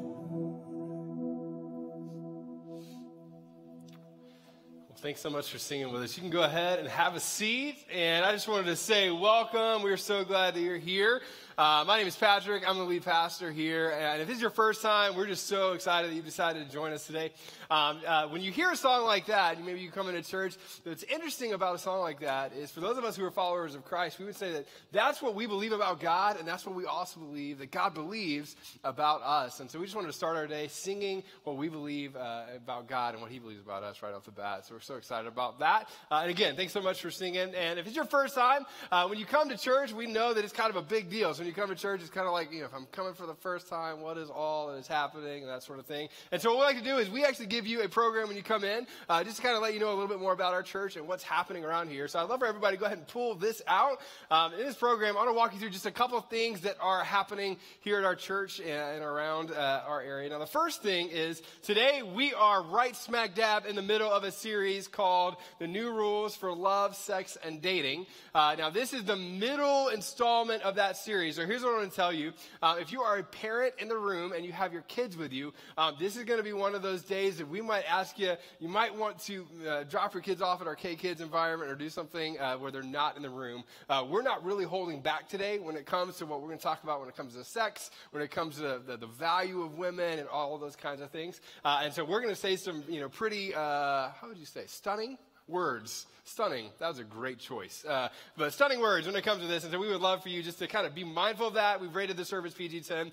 And also over in K-Kids today, I think all the kids and leaders have dressed up. So I saw Robin Hood and a lot of Iron Mans over there. So it's pretty great. But you can go over there and check that out if you have your kids with you in the room. We just want to give you a heads up. The second thing I want to let you know about is an event we have coming up called Vertical Marriage. Vertical Marriage is going to be a date night here at our church. And so this event is actually filled up so fast. We actually expect it to be full by tomorrow. But we would love for you to join us in that event. If you are married, if you're dating, if you're engaged, if you're like, hey, I'm just there to pick up girls. You can do all of those things. Don't do the last one. At Vertical Marriage, date night. We would love you to be a part. And the great thing about that is we have childcare included. We have dinner included. And then you're going to have a ton of practical and helpful content for your relationships. And so we would love for you just to join us in that. Again, it's almost full. So if you're going to sign up for that, maybe sign up before you leave today, because we do have a cutoff point with that event. The next thing I want to let you know about is we have baptisms coming up very soon. Baptisms are coming November 19th here at our church, and we've never been a part of that here at Kensington. It's really a special time for us. What baptisms really look like here at our church is we let people just tell their stories and share about what's going on in their life and what the life change that they've experienced, what they would say through God in those experiences. And so baptism is a great Sunday to be a part of. It's coming November 19th. And if you're interested in being baptized, you've never been baptized before, or you would like to get baptized, you can sign up online or you can sign up out in the lobby as well. But we would love for you to do that. And that's a great day just to bring your whole family. It's fun. Everybody brings their family, and then they all have noisemakers, and people cheer, and people cry. It's a great day. So we'd love for you to be a part of that if you want to. And then also that day, we're doing a double whammy. We're having baptisms that day, and we're also doing an event called Baby D. And so if you've had questions about how do I dedicate my child here at Kensington, Baby D is that environment for you. So that'll be November 19th, and you can just be a part of that as well. It's after the 11 o'clock service that day. So I want to go ahead and invite our ushers to move forward to receive our offering. And we just wanted to say to those of you who come consistently, to those of you who are part of this community, and those of you who give, we just want to say thank you for partnering with us with everything that you do here. And there's a couple of ways that you can give here at church. So we want to put this up just so you know. There's a couple of easy ways that are digital that actually are probably the easiest and fastest ways to give. You can actually text to give here at our church. You just text Kensington to 77977, and that's an easy way to do it. It takes less than 30 seconds to do that. You can give online, or you can give in our service. And I don't know what to call these blue things, but when the blue things come by, you can do that. Somebody said pouch, but I hate the word pouch. I don't know why. Just comes out weird like moist. So we're not going to say pouch anymore today. So whatever that is, you can just be mindful of that. But here's what I'm going to tell you. Those of you who give, we just want to say thank you. And part of the reason we want to say thank you is because what you give towards isn't just, a church service or building. You're giving towards life change. So this past weekend, I actually got to go hang out with our middle school and high school students at an event that we've been doing called Wild. And it smelled incredible at this event with all these middle school guys. But what's amazing about this event, I want to tell you, with all of our Kensington churches together, I think there was roughly about 800 students there total, which is amazing. Our church, just so you know, we tripled the number of students that we took from last year. We tripled the number of students that we took last year, which is amazing. So, yeah. And the cool thing about this, too, is we had 80 high school students at Kensington give their life to Christ for the first time this weekend, and 70 middle school students give their life to Christ this past weekend. So we get excited about that around here. Such an amazing thing. And if you give to Kensington, you're a part of making that happen. And so we just wanted to say thanks so much. And then we have one other thing that's coming up soon that I wanted to invite my good friend, Mr. Greg Ruby, to come out. Will you guys give it up for Greg Ruby, our campus director here at Kensington, Traverse City? Looking good, my man. Looking good. So he's got a massive, heavy, I don't know what this is. This is a basket of sorts. Yeah, basket. You're going to tell us about this basket. And they know that none of this is planned, so it's great. So let me see. You want to hold this? Yeah, let me hold this. Let me show you about the basket.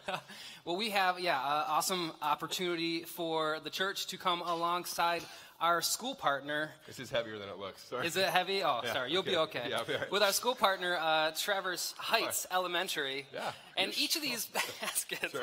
Hey, let me feel. Oh, yeah, I get it. Yeah, I get it. You need to work out. Yeah.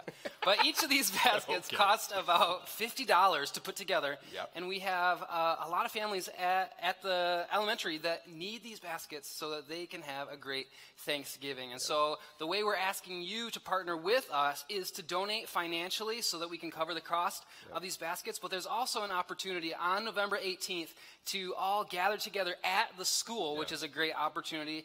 So it's a great opportunity to bring your kids and your family to come pack these baskets, and you'll actually be delivering them to the homes of the families who really need them. It's a great opportunity to serve and make an impact. Can't feel my hands right now. Oh, okay, here. Can't feel my hands. There you go. That's great. So here's amazing. So here's the challenge.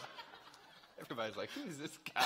What's wrong with him? Yeah, here's what's great about Thanksgiving baskets. The amazing thing about this is we really do give the opportunity to impact the school. And the fact that we get to go in the school is just an amazing, amazing thing. Yeah. And there's so many goodies in there. I saw mac and cheese, which is the win. And so I'm excited about that. Now, here's what the challenge is. We want to buy at least 100 of these baskets and give them out at our school. Can you imagine if 100 families this Thanksgiving had one of these show up at their house and they needed it? So I challenged 9 o'clock, and they said that they were better than you, but they're lying and they're wrong. So I'm kind of kidding, right? So here's what I'm telling you. No, I'm just kidding. Here's what I'm telling you. I think with you at 11 o'clock, I'm going to ask you guys today, right? I want you to go ahead and sign up, be a part of this. I want to try to cover 60 baskets just today from the 11 o'clock crowd. 60 baskets. Do you think you guys are up for that? Can you do that? Yeah. Awesome. So you can do that out in the lobby.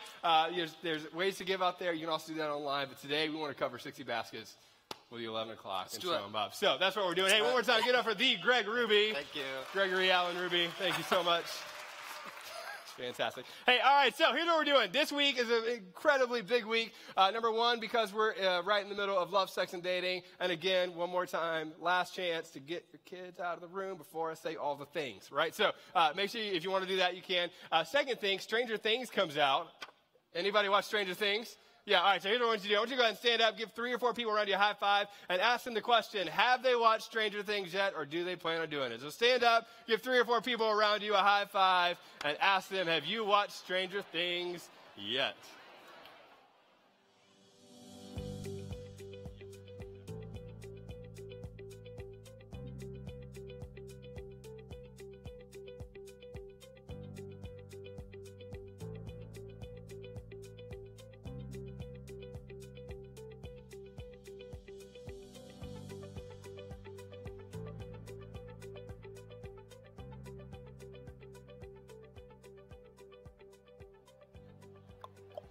Hey, all right, as you're doing that, I'm going to ask you to do one thing. Sorry. So you've packed the auditorium this morning, which is pretty amazing. So here's what I need you to do. If you would, I know it sounds awkward. Stand up. Everybody stand up one more time. Can you stand up? Now, I need you to do this for me. There's a lot of people that kind of show up about 8 to 10 minutes in the service, and we're past that now, but people are still coming in. So our usher said, can you tell them to crunch in? So here's what I want you to do. If you're sitting on the ends, if you can help me out as much as you can, take a couple of seats in and crunch in if you're all possible to do that. And then we're going to show you this video to kick off our message. So crunch in a little bit if you can. Thanks so much.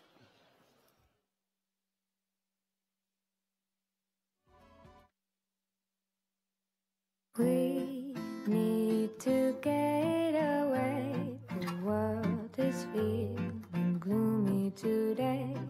We've been here all day, watching the clouds drift away. I've been feeling so gray, and I'm thinking that you should stay. We'll get lost in the blueberry skies. No one else, just you and I. No, we don't ever have to go down.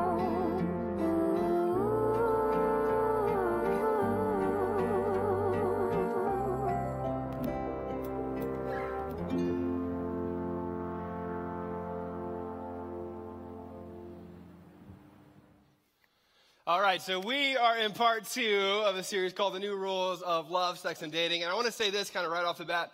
If it's your first time to our church, or if it's your first time back to church in a long time, and somebody invited you today, and all of a sudden you realize we're going to be talking about sex, and you feel a little bit weird, I'm going to tell you this right off the bat. Whoever invited you feels infinitely more weird than you do right now, right? So everybody, you can just take a deep breath. It's going to be a lot of fun, and this is one of my favorite things to talk about, especially in church, because it's fun. So we're going to talk about that. Now, I also want to say this, and I meant to say this, last week, but this series is an incredible series. And what I said last week, kind of midway through the talk, was that the writer of this content is actually from another church. So one of the writers that really put all this together and, the branding and made this an amazing thing, the series happened several years ago, and then he wrote a book on it. And so I wanted to just kind of introduce you to this person on the screen real fast. The guy who wrote this is a guy named Andy Stanley. He's a pastor at North Point Community Church in Atlanta, Georgia. And he has a book called The New Rules of Love, Sex, and Dating. And I always want to just tell you when we have, other people that kind of write content or are part of that. And so this is really Andy's series. He kind of put a lot of this together. And then at Kensington, we took it, adapted it, kind of put our own flair on it. But a lot of these ideas come from northpoint.org, so you can get that there. And then you can also buy his book on Amazon. And I would highly recommend you do that. And then for those of you who have middle school students or high school students, this is a great Christmas present, right? So you need to do that because it's an incredible book. And if you're trying to figure out how to have some of that conversation, I think this is a great book for you to do. So that's kind of the content thing. And here's what we said last week. So I want to get us all united around what we said last week, and that's this. That if you're single, we kind of gave you this statement or this action step when it comes to dating and being engaged and looking for the person. We said that everybody is sort of looking for the right person. But what we want you to do is to focus your time and effort and energy on becoming the person that you are looking for, right? So all of us kind of spend energy and spend time, like swiping on Tinder and, 500 people through. You're searching for people. You've done it online. If you're single, you've done the work of showing up at the places where he's going to be or she's going to be. And you've done the whole walk by thing when, he's there and you're like, what's up? Whatever that is. I won't do that again. But that whole thing, you've had all of those moments when you're going after the person, right? You're searching. But what we're saying is the search is futile if you don't become the person that you're looking for. And I said this last week for those of us who were married in the room. What we're going to talk about throughout this series, and even today, what we're going to talk about when it comes to sex and how we treat women, This is so applicable to married couples too. And we said when it comes to those of us who are married, we said that you need to take the action step of becoming the spouse that you wouldn't want to live without, right?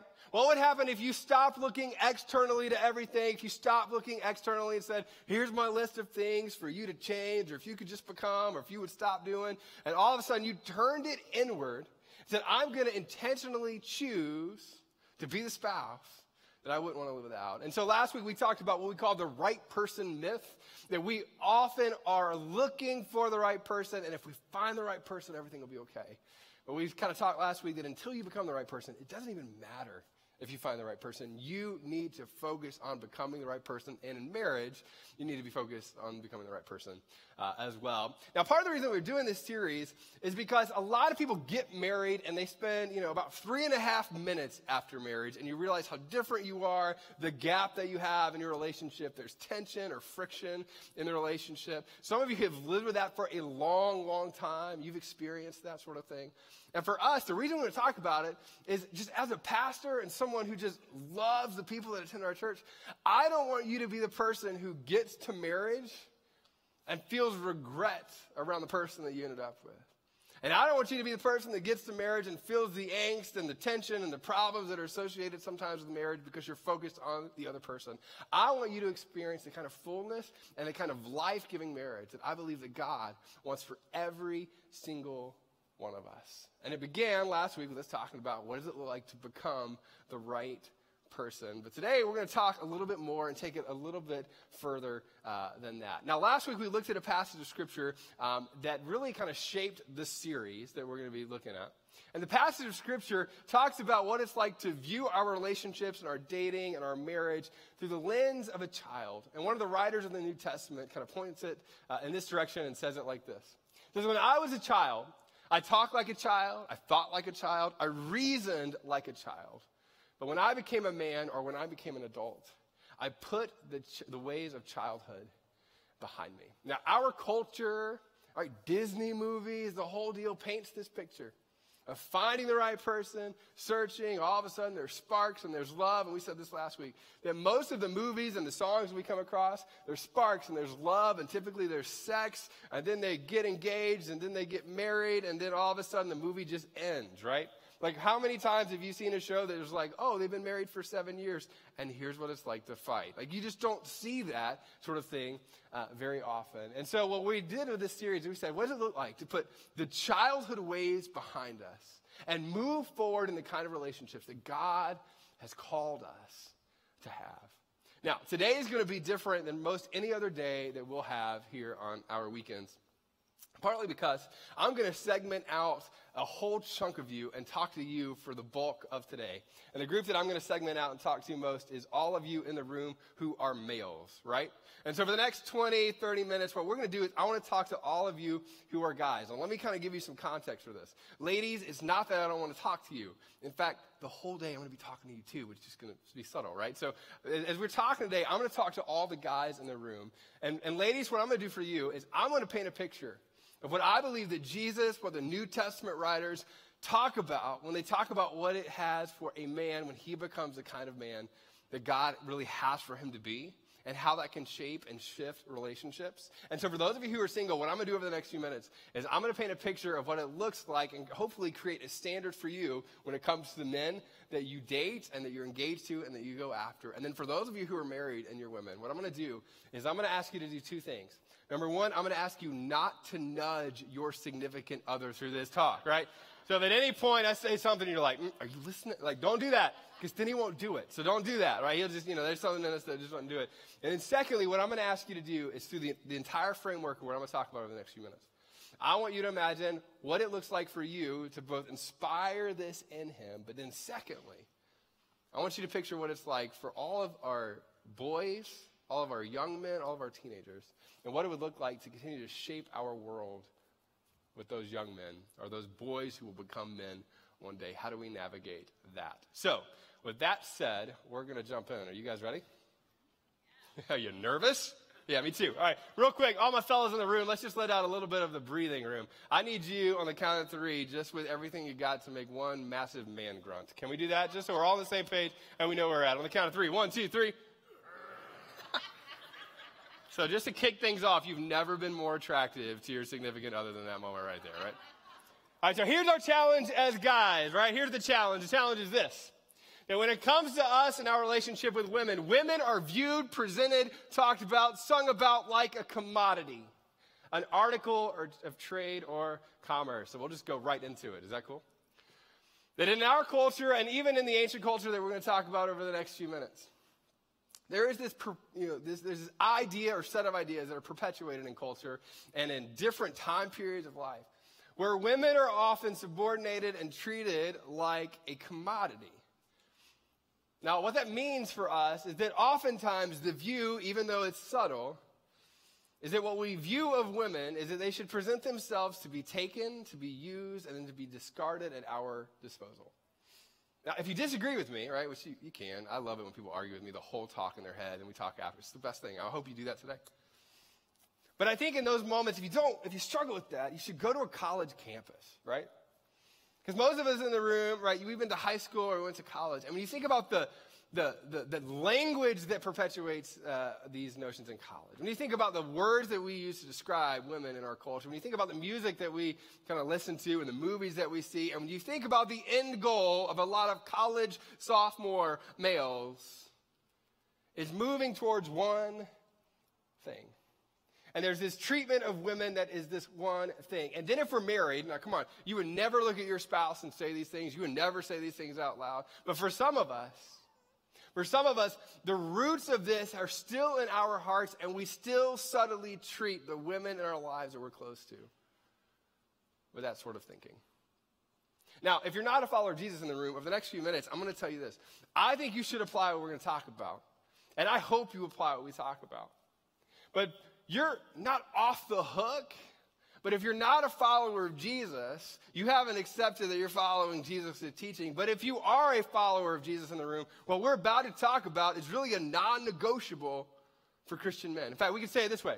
The Christian men are called to a different standard altogether. And this happens in the New Testament. This happens with Jesus' teachings, with Paul's teachings, with Peter's teachings. And these are influential men in the ancient world who brought about the text that we've been looking at, or we're going to look at today. And the context by which they're writing in is a culture that is incredibly difficult to be a part of if you are a woman. When Jesus speaks into the context, when Paul speaks into it, when Peter speaks into this context, he's speaking into an ancient world where women are so viewed as a commodity, and it's significantly worse than it even is today, especially in America. During this time period, marriage was at an all-time low because men were refusing to get married. And part of the reason that they were refusing to get married is because they were at a little bit of an upper class among the people, right? With men and women, they were a little bit of an upper class. And they had structured the thing in a way where if they didn't want the responsibility or if they wanted to balk at the responsibility that was going on, they had options to maneuver around that. During this time, prostitution was legal in a large portion of the ancient world. And oftentimes prostitution, I don't miss this, was used as birth control in the ancient world. That if a man didn't want to have a baby with his spouse, he had the option to go outside and have sex with prostitutes in a very legal basis. And this became such a problem, and I don't miss this, in this culture, that the population in some ways began to dwindle. And so the state got involved. We actually have documented evidence of the state getting involved in this. The state was actually evidence of what was going on, and they actually sought to pass laws or bills around this. In the ancient Roman kind of world that was going on, men were choosing to be single, and we actually have these evidences of these bills that began to be, pushed through that was requiring men or wanted to require men to get married. That there was this mandatory marriage thing that was happening, and it wasn't just because of the health of marriage. That wasn't what it is. They didn't want the population to dwindle because men had these outs on these other things if they felt like that was a burden. Now, that culture continued to perpetuate this idea that women were less than, women were less than, women were less than. In fact, there's even these things that were happening in the ancient world where young girls or young baby girls would be drowned in a river because the men didn't want them as a part of the family, or they didn't want the responsibility that was going on. And it was often considered reasonable in the ancient world. even sometimes to split an estate if there was too much happening in that. Now, that's not our culture today, right? In fact, as you hear those things, there's a part of you that gets angry and angsty, and you get frustrated about that, which is a good thing. There's a part of our culture today that says, no, that's not as it should be, especially in our Western world. But there are remnants of those ideas and those thoughts that have been passed through time, and even in our world today, as we're going to discover in the next few minutes, have made their ways and attached themselves to our hearts and our ways of thinking. So the question that we're really going to look at today and go after is, what is the responsibility of men towards women? That if you're a follower of Jesus, what is your responsibility in terms of men towards women? And if you're not a follower of Jesus, I'll tell you this. What would it look like if you took on the responsibility that was set forth by the teachings of Jesus? Now, we're going to look at teachings from Jesus, Paul, and Peter, but I want to start with what Jesus says. And we're going to look in John chapter 13, verses 34 and 35. Here's what it says. Jesus is talking, and he says this: "A new command I give you, love one another." Now, that shouldn't be a new command, right? Like, that shouldn't be like this whole new thought process.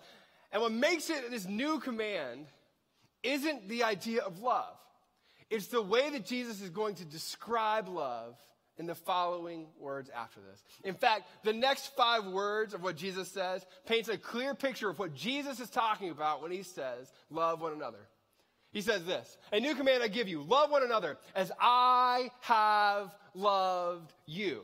Now, when he's saying this, there's not all this context around what he's about to do, and we're going to get to that in a second. But he says, as I have loved you, as I will have sacrificed for you, as I have currently sacrificed for you, as I've put you ahead. So you must love one another. And then he goes on. And he says, by this, everyone will know that you are my disciples if you love one another. And this is one of the passages in the scriptures that everything else kind of hangs on. By this, they will know that you follow me, that you are my students, my pupils. If you love one another with the kind of selfless love that I have and will model for you. And what Jesus does is he moves forward with his life and goes through the most excruciating death on behalf of all people and sacrifices himself for all people. Now, whether you're a follower of Jesus or not, whether you believe he's the Son of God or not, whether you believe he rose from the grave or not, what we do know about Jesus is that he died, and that his words around that are that they were for all people. That he gave this kind of self-sacrificing love that he calls us to do for people. Now, when he teaches this, in the context by which he's teaching it, the people listening to this with the thoughts that they could have had towards women would have almost wanted to lean in and say, I get that when it comes to my friends that are guys, right? I get that when it comes to my coworkers that are men. I get that when it comes to boys. But Jesus, are you talking about the women too? Jesus would emphatically say, yes. Love one another, all people. This kind of self-sacrificing love that I love with you. Now, Paul talks about this later on. He kind of contextualizes and uses what Jesus says, and he talks about loving each other in the kind of self-sacrificing way that Jesus loved us. And he has this whole sort of discourse where he outlines these ideas.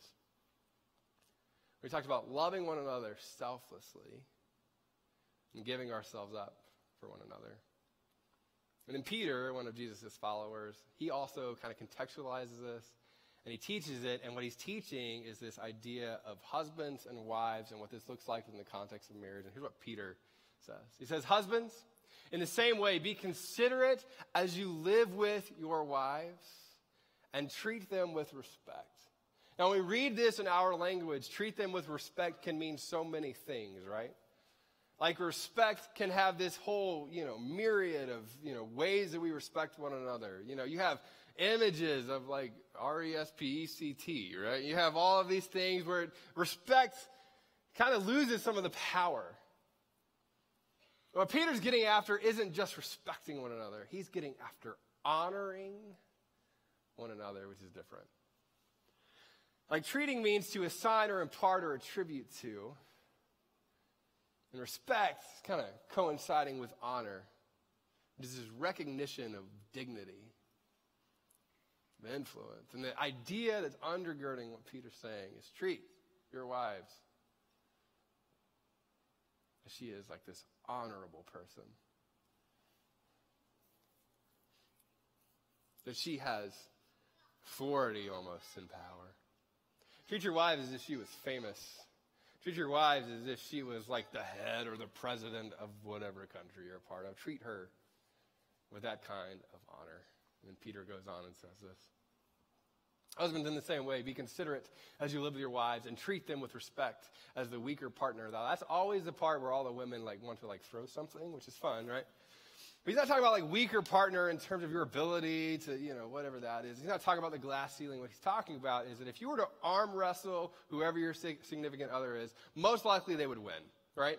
Now, that's not all women. I've actually lost in arm wrestling to many women. But that's just kind of what he's getting after, right? Right?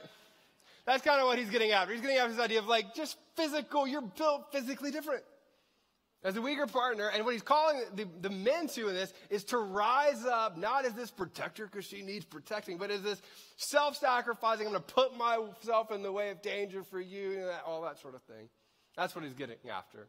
With respect as a weaker partner, and this is the part that just kind of turns the whole thing, and as heirs with you of the gracious gift of life. Now imagine if you're hearing this in a culture where you've subordinated women to the point that you could go out and have legal prostitution simply for birth control.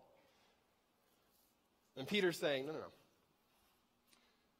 That woman, that wife, that spouse is an heir. And he's talking about this kingdom that is on earth that God established. That if God is the ruler, that if God is the father on earth, then all women are his daughters. So when you take out one of those daughters on a date, it's almost like God's going, yeah, just want you to know, I'm shining my lightning bolt, kind of thing. Like if you're going to take out a woman, you should know that you're treating her the way that she should be treated because she is a daughter, not of just her father, the God of the universe. If you want context in how you treat a woman on a date, know this, that he's an heir to the king. Now, the part about this that I love is in the context when women were viewed as a commodity, as if they were owned by men, almost as if they were slaves. Peter's getting after the idea look, you can't treat women as if you're a slave owner and then one day choose to turn on the fact that you're going to be selfless in the relationship. Which is what I would love to say every college campus. I feel like that would just be the best thing, to stand on a stage with 1,000 college students and go, hey, for those of you who think that this is a season of life that you're treating women in this way, don't think that there's going to be a day that you can just turn it off and leave this wake of women in your past that you dishonored. I don't know. If you treat them like a slave owner in the way that you date them, in the way that you are engaged to them, and then one day think that when you're married you can turn that off, you won't. In the same way, treat them as if they are so honorable that you're willing to lay down your life for them.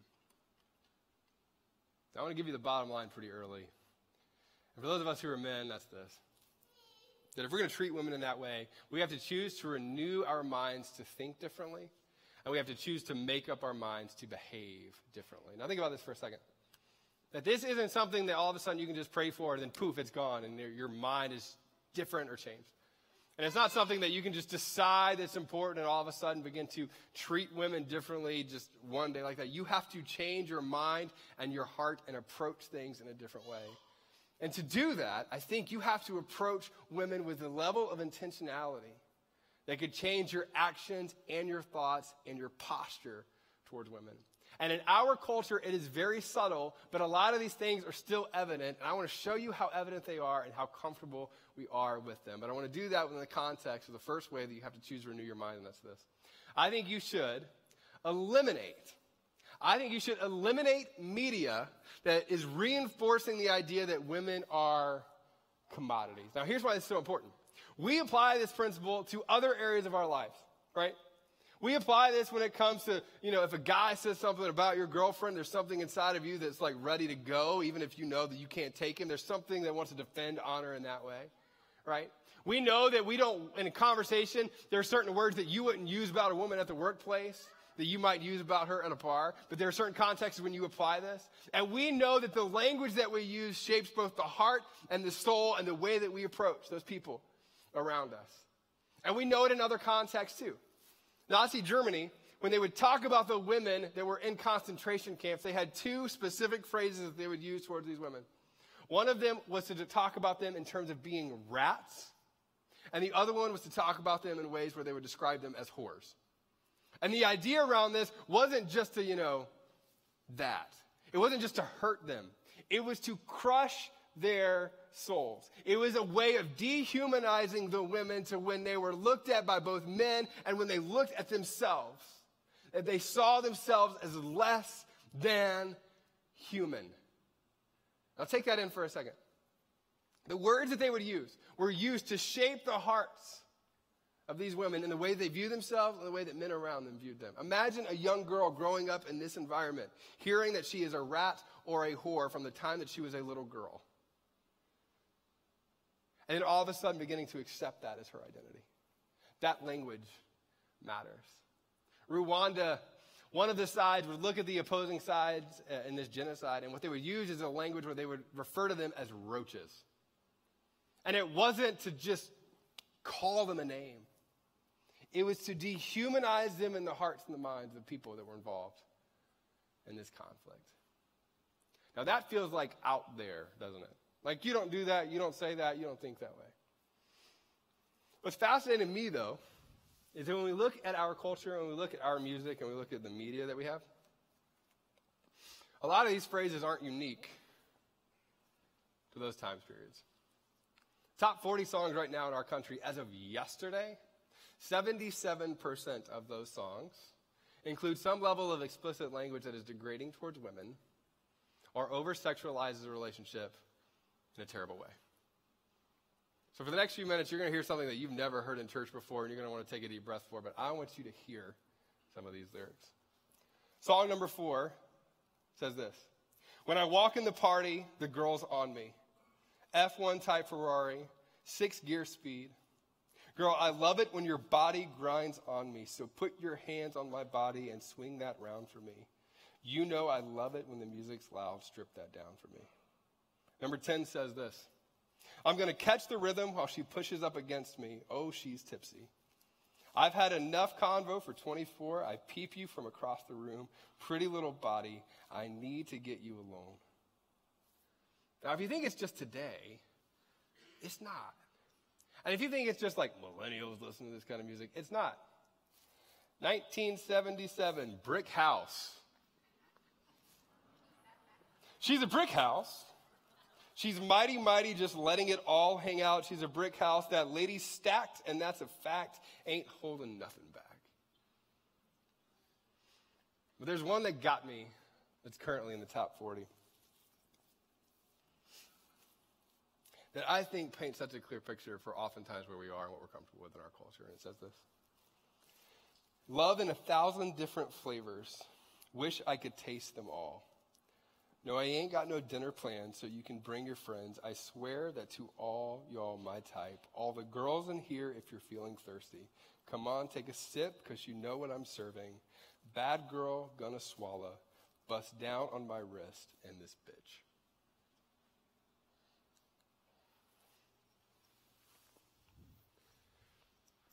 That's our culture. That's what's on the radio. Now, I love pop music. I was in college. Emily and I were dating, and I had this green 4Runner thing. It was a stick shift that I never learned how to drive, but we'll talk about that later. So I turned on one of my favorite songs at the time. And I'm like singing every word to the first 2 verses and the chorus. And she's patient, and she's kind of sitting there kind of, yeah, kind of one of those, yeah. And I got like midway through it, and she kind of like taps me. So I turn it down. She's like, and she phrased it better than this, but she was essentially saying, hey, are you okay with those lyrics? Do you even know what you're saying? I was like, I don't know. You know, I wasn't really thinking about it. I like the beat, you know? That's my favorite. I like the beat. You know? And she goes, do you know what that's saying about me? I was like, well, crap, you know?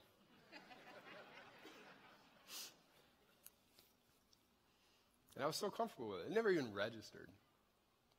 Never even registered. I looked at the songs on the top 40 now that I even enjoy listening to right now, and I'm like, oh, gosh. It's so easy to not think about.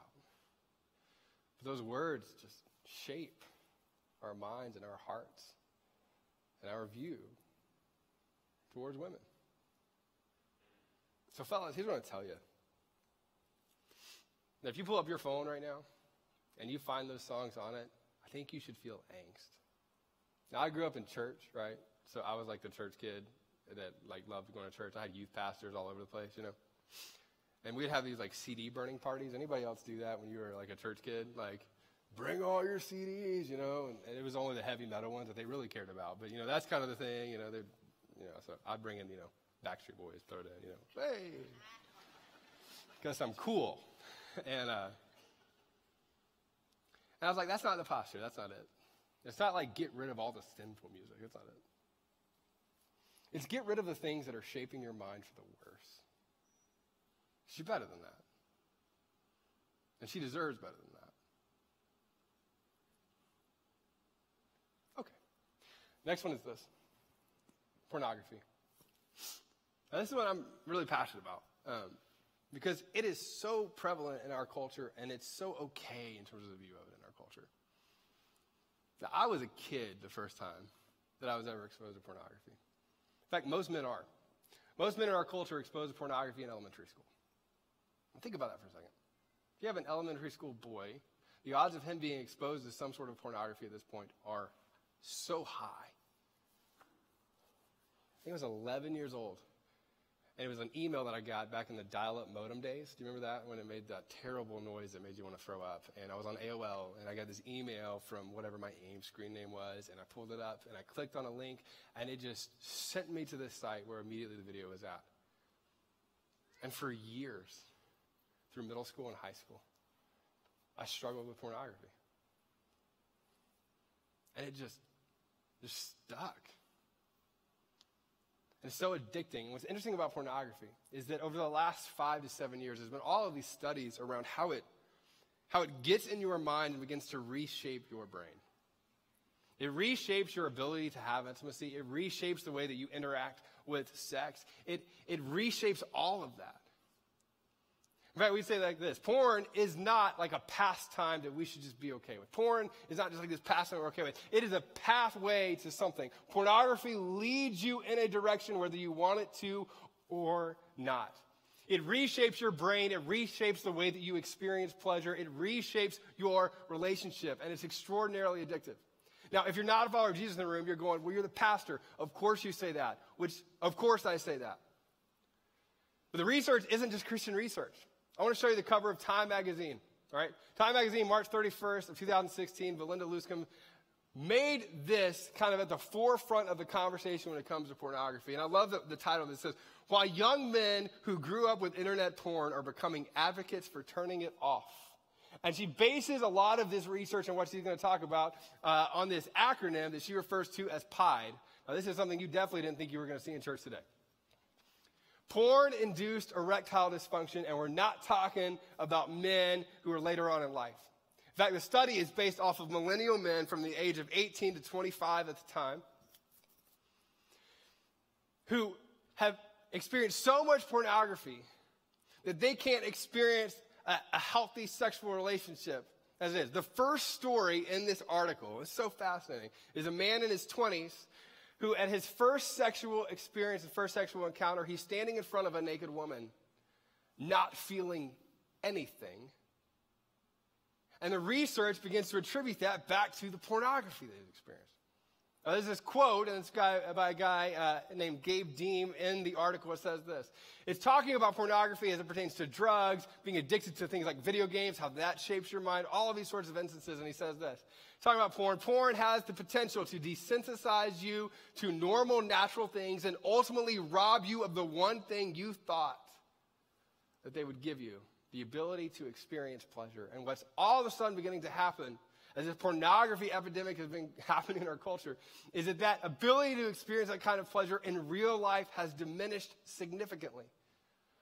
The writer of the article, her name is Belinda, she makes this quote, which I think is so fascinating. Even beyond that, she says, of course, there are much broader concerns about porn's effect on society that go beyond the potential for sexual dysfunction, including the fact that it often celebrates the degrading of women and normalizes sexual aggression.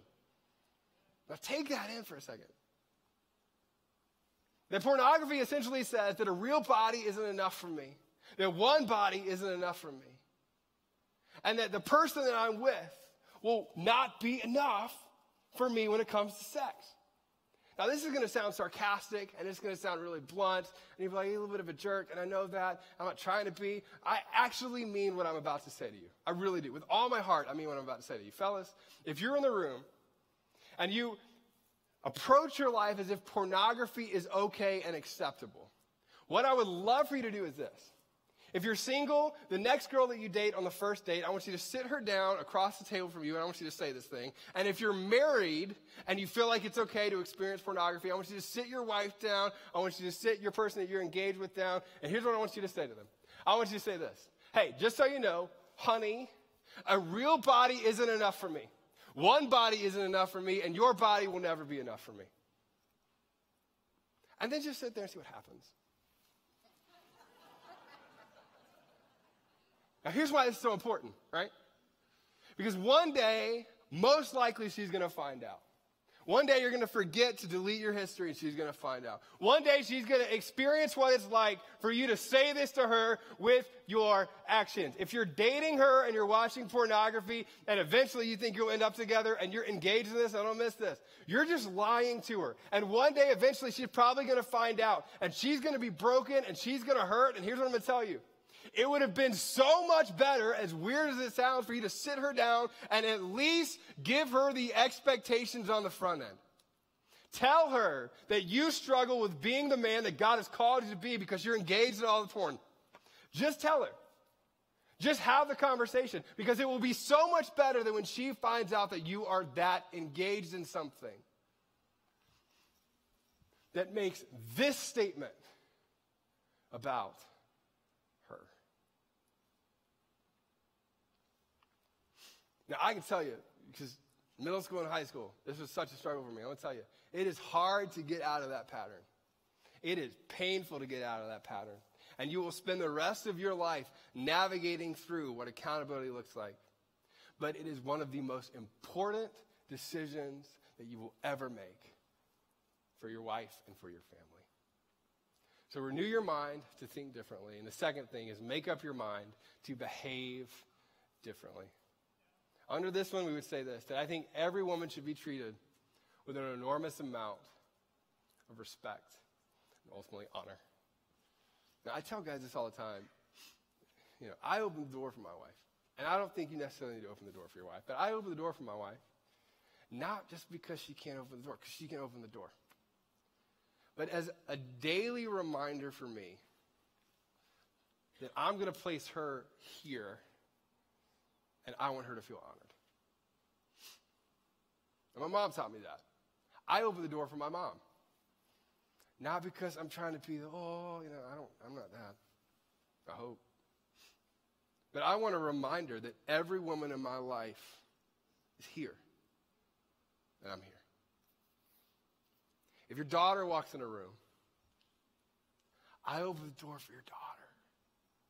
Because all women should be treated here. And I'm not saying, there are other ways I struggle, and absolutely there are. But as a daily reminder for me, I want to honor the women that are around me. Ladies first isn't just for the ladies. It's for your heart.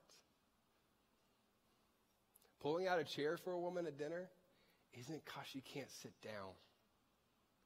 It's to remind you of something that shapes your heart. I'm going to make one more last point, and then we're going to wrap up, and it's this. When it comes to sex, I think we have to be very focused on this. You need to invest in your marriage by protecting your future intimacy. And the Bible talks about sex in such a powerful way. In fact, we've done messages on this. I think you should watch those. I mean, we really dive into this. But I want to say just a couple of things around this when it comes to sexuality first. And this, I want you to hear me. This is not in any way to do this, because that's not it. And we're going to talk about that specifically in just a minute at the end. But what I'm about to say about sex is because I care about you, and because I love you, and because I want you to experience it the way that God has called us to experience it. And I want you to have the kind of healthy sexual relationship that God has planned for you. The first point is this, that intimacy is fueled by exclusivity, right? Now a lot of people believe this when they get married, right? And once I get married, only you, only you, only you, only you. You know? I'll be faithful, faithfully, that's what. But then pre-marriage, they live as if that's not the case. But when it comes to intimacy, it's not even about sex. When it comes to intimacy, that is 100% fueled by exclusivity. That's why affairs are such a big deal. That's why if you cheat on your girlfriend, it's such a big deal. That's why it's painful for people. That's why people get married and struggle with comparison.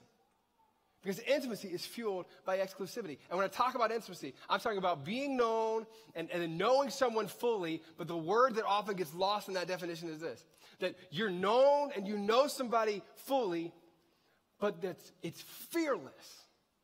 I'm not afraid in the context of intimacy. I'm not afraid of who you're thinking about in the context of intimacy. I'm not afraid of all the other people to compare to in the context of intimacy. I am fully known by you, and you're fully known by me.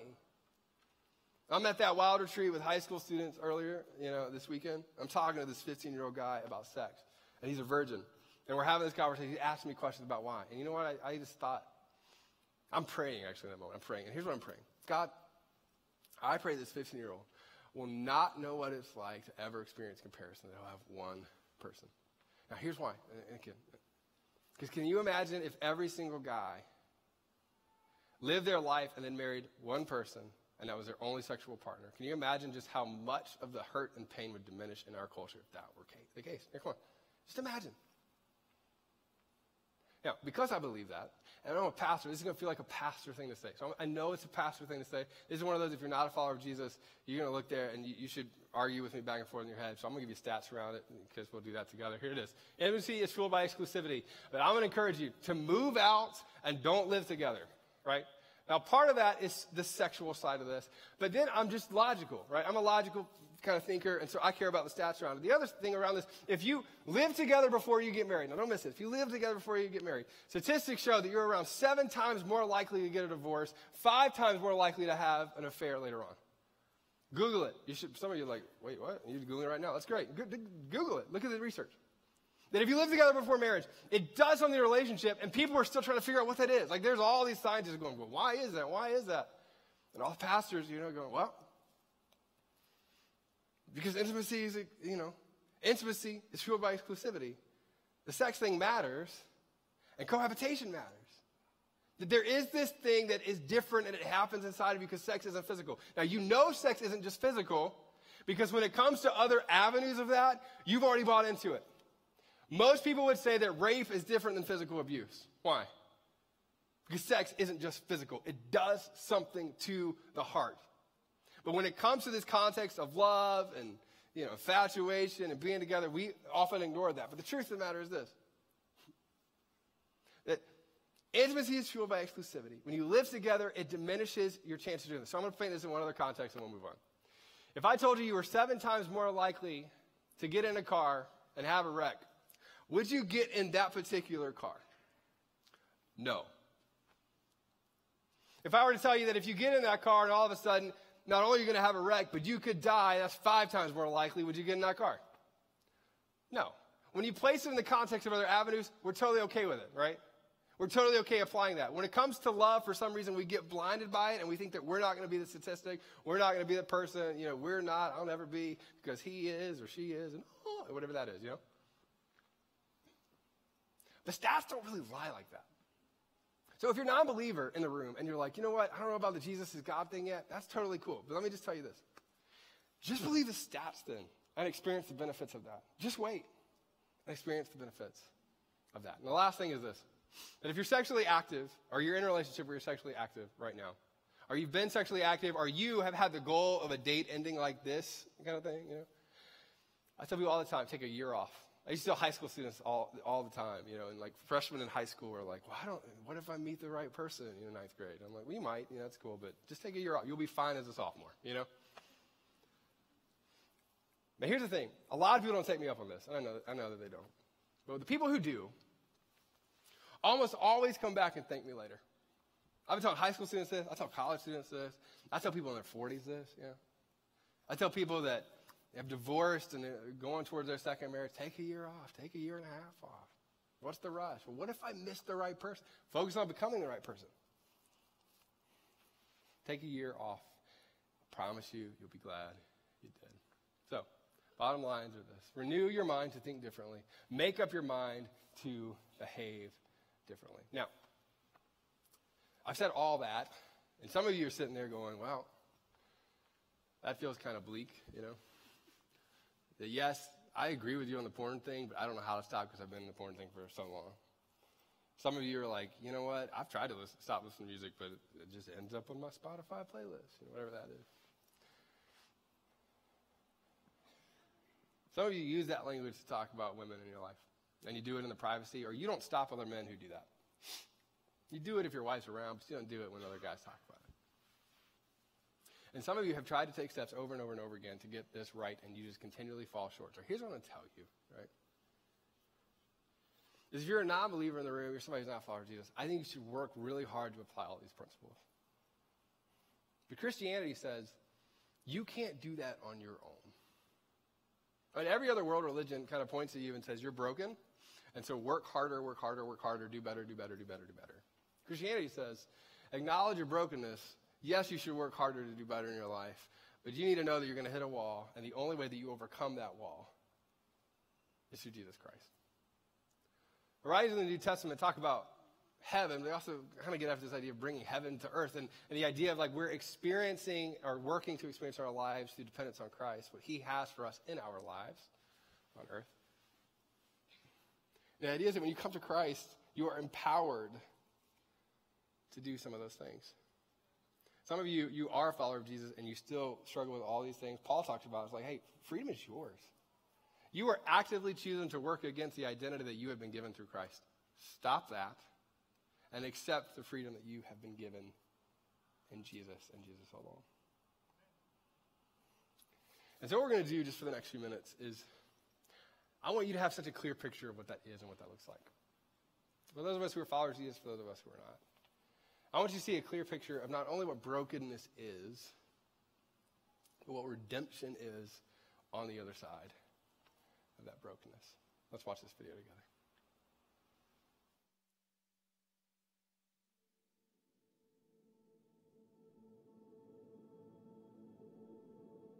In the beginning, God created the heavens and the earth. But the world was a lonely place, so God formed man. Out of the dust, he breathed life into his lungs and crafted him, making man in his likeness, in his image.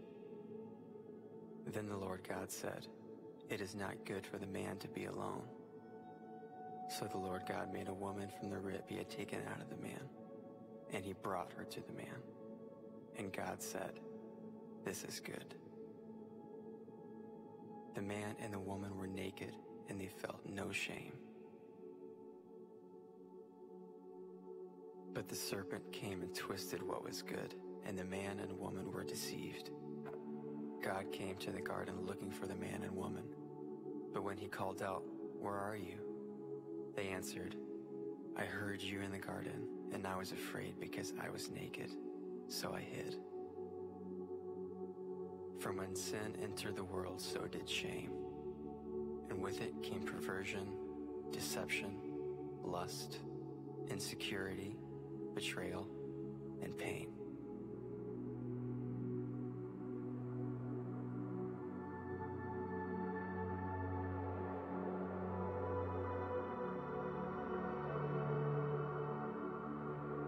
and so began the separation of human beings from their Creator in heaven. For it is from within, out of a person's heart, that evil thoughts come: sexual immorality, theft, murder. As darkness seeped into the hearts of men and women, depravity and brokenness were born. The human race no longer stood for what was good and right, but began to view one another without worth or beauty, forgetting we are all sons and daughters made to bear the image of our Creator.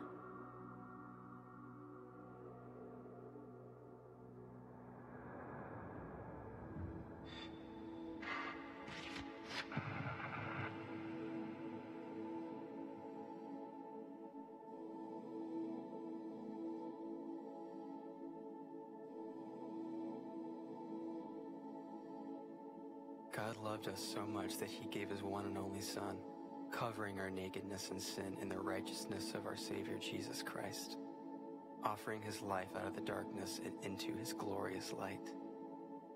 He himself bore our sins in his body on the cross, so that we might die to sins and live for righteousness. By his wounds you have been healed. He calls us man and woman. Love each other as I have loved you. He calls us sons and daughters. Flee the evil desires of your youth and pursue righteousness, faith, love, and peace, along with those who call on the Lord out of a pure heart. He calls us into maturity as brothers and sisters. Do not conform to the pattern of this world, but be transformed by the renewing of your mind. Then you will be able to test and approve what God's will is, his good, pleasing, and perfect will. No temptation has overtaken you except what is common to mankind. And God is faithful. He will not let you be tempted beyond what you can bear. But when you are tempted, he will also provide a way out so that you can endure it. When I was a child, I talked like a child. I thought like a child. I reasoned like a child. When I became a man, I put the ways of childhood behind me. Rather, clothe yourselves with the Lord Jesus Christ and do not think about how to gratify the desires of the flesh. For the Spirit God gave us does not make us timid, but gives us power, love, and self-discipline. The sting of death is sin, and the power of sin is the law. But thanks be to God, he gives us the victory through our Lord Jesus Christ. Finally, brothers and sisters, whatever is true, whatever is noble, whatever is right, whatever is pure, whatever is lovely, whatever is admirable, if anything is excellent or praiseworthy, think about such things.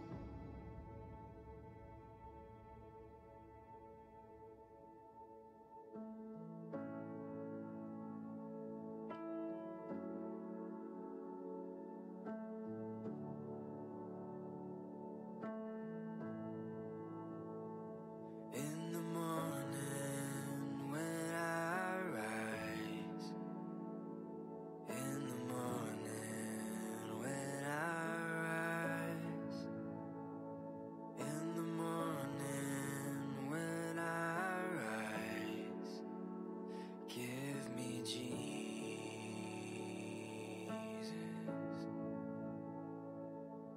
Oh, when I am alone. Oh, when I am alone. Oh, when I am alone. Give me Jesus.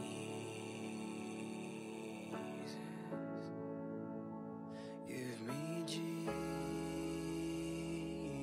Jesus. Give me Jesus.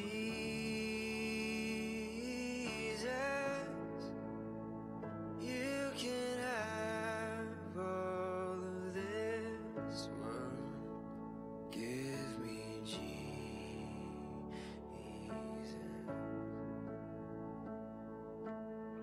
Let my heart want for nothing but you, just you. Let my heart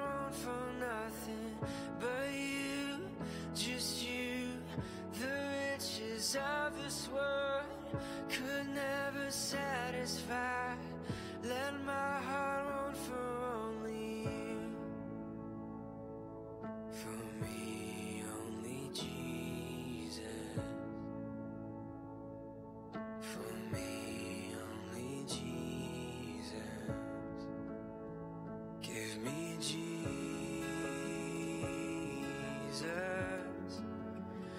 Give me Jesus.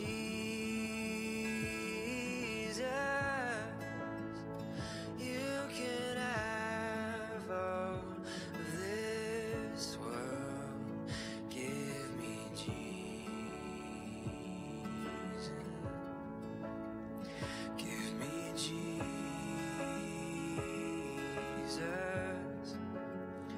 Give me Jesus.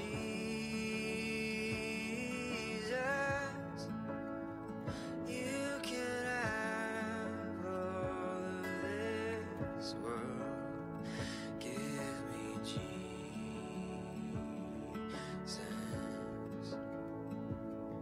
For me, only Jesus. For me, only Jesus.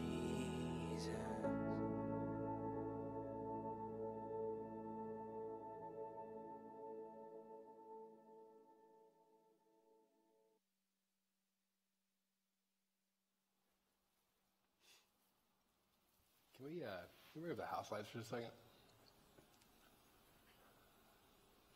just want to say, last in the room to wrap up.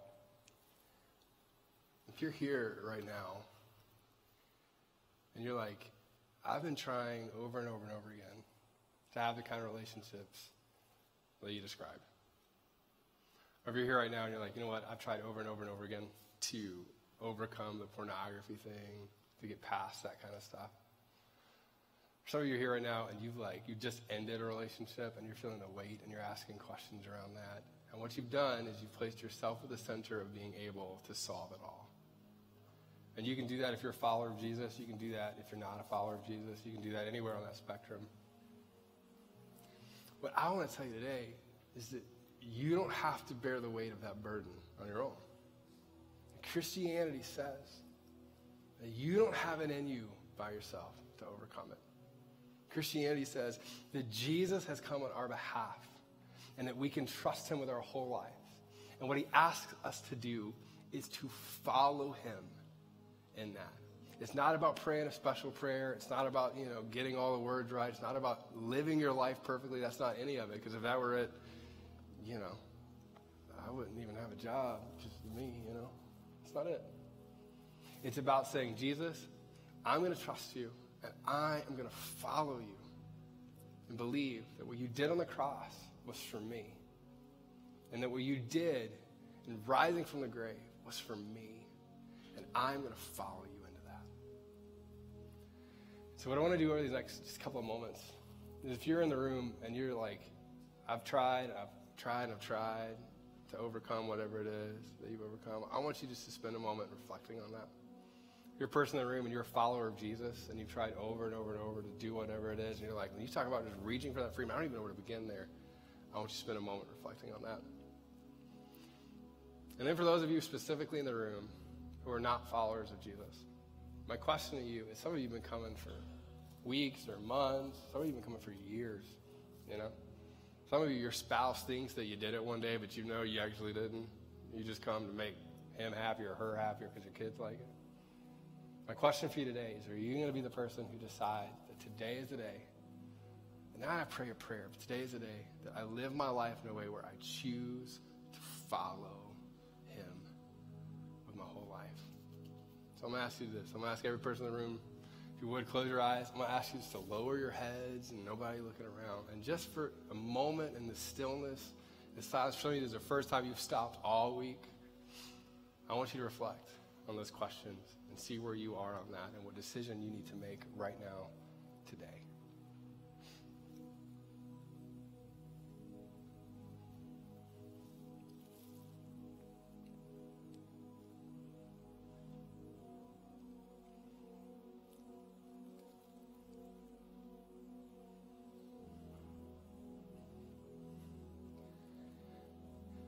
Father, it's in the stillness that oftentimes our hearts are most vulnerable and we sense the brokenness that is within us.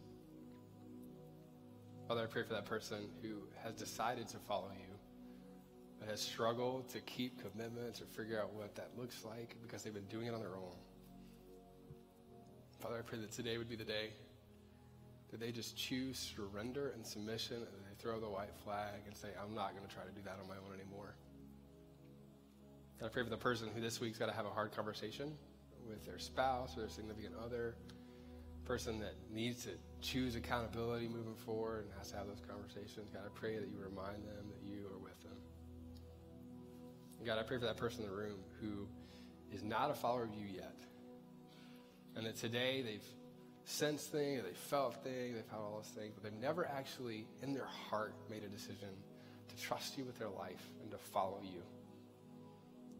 God, I pray that today would be the day that they choose to do that and place all of their hope in you, not in themselves, but in you, and trust you to do what only you can do in their life. In Jesus' name we pray. Amen. To wrap up our time together, here's what we're going to do is Brian and the band, they're going to lead us in a couple of songs, and I'm going to ask you if you would kind of stay put. And if you're a follower of Jesus, I'm going to ask you to sing these songs out with everything that you have really as a prayer. And if you're not a follower of Jesus, you're trying to process through this, here's what I'm going to ask you to do. I'm going to ask you over these next few minutes to just think about what these songs kind of have an implication for your life in, and what would it look like if this were actually true about you. The first song he's going to sing is called How He Loves, so a lot of us know that. I'm going to ask you to sing this out with us. So you can go ahead and stand up and let's sing this together.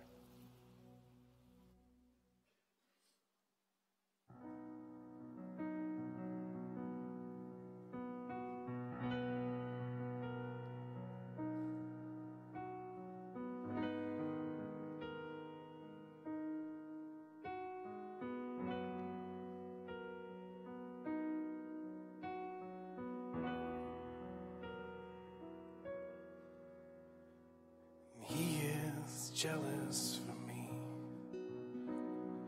love's like a hurricane. I am a tree bending beneath the weight of his winds and mercy.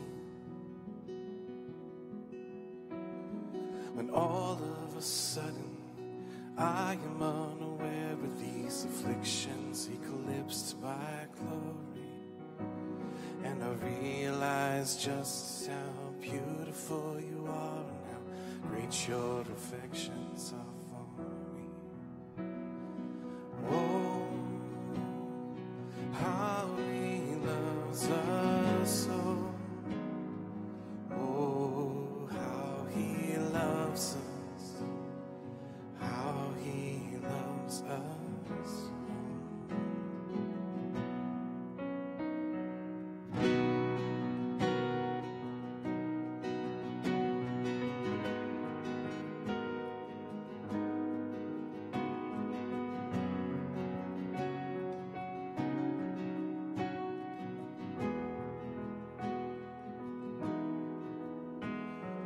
We are his portion and he is our prize, drawn to redemption by the grace in his eyes. If his grace is an ocean, we're all sinking,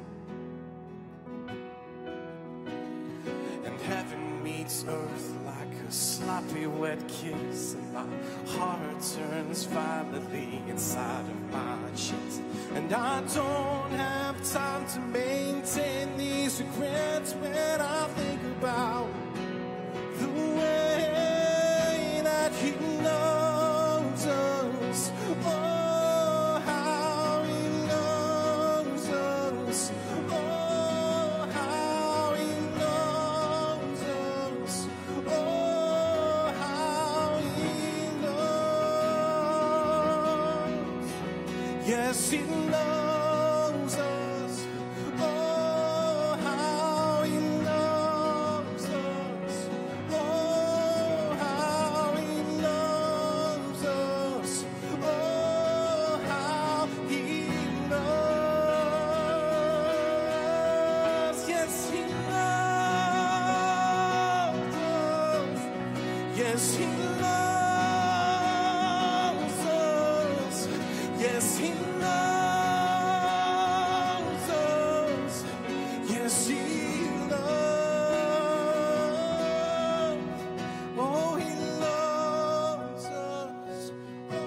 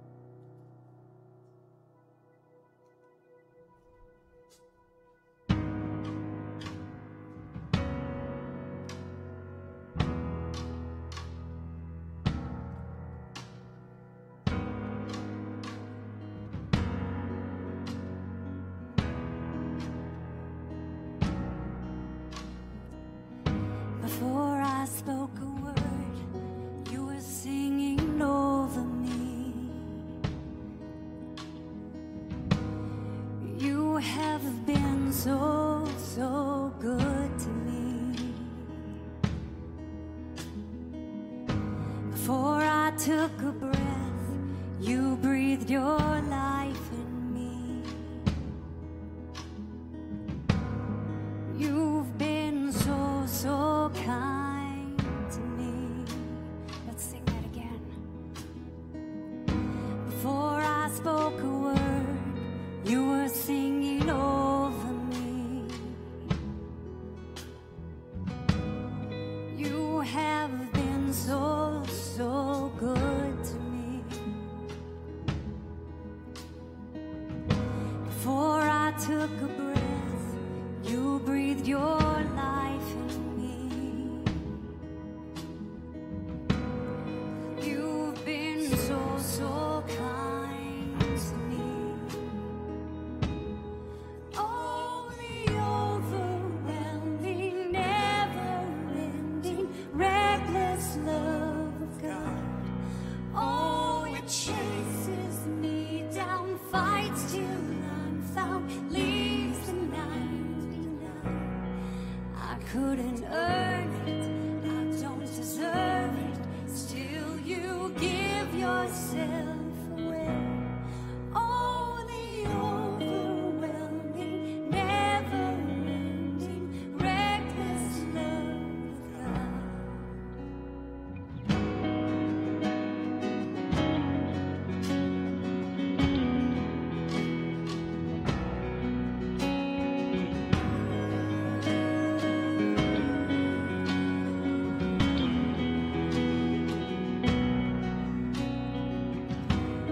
When I was your foe, still your love fought for me. You have been so, so good to me.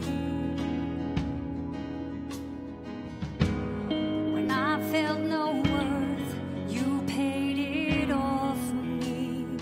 Yes, you did. Yes, you did. You've been so, so kind to me. And oh, the overwhelming, never-ending, reckless love of God.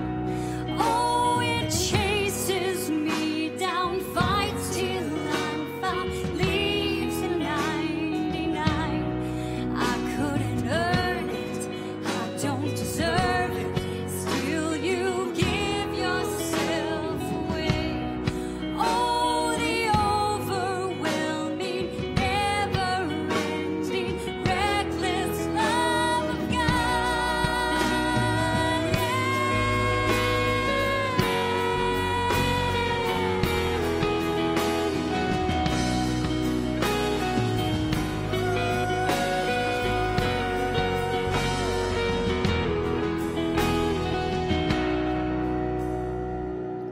There's no shadow you won't light up, a mountain you won't climb up, coming after me.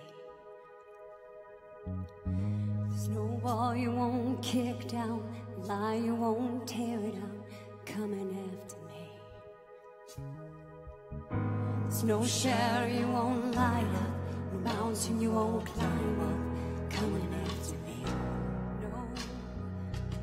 There's no wall you won't kick down, lie you won't tear down, coming after me.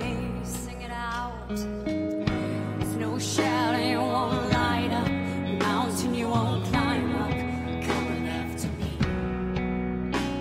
No, there's no wall you won't kick down, lie you won't tear down, coming after me. Oh, there's no shadow you won't light up, mountain you won't climb up, coming after me. Oh no, there's no wall you won't kick down, lie you won't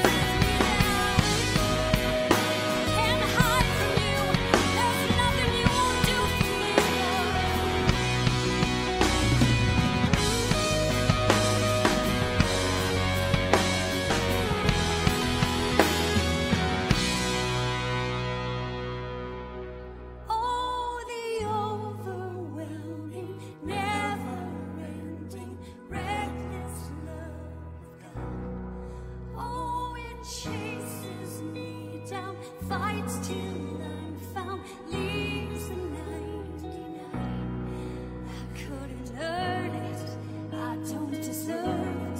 Still you give yourself away. Oh, the overwhelming, never-ending, reckless love of God.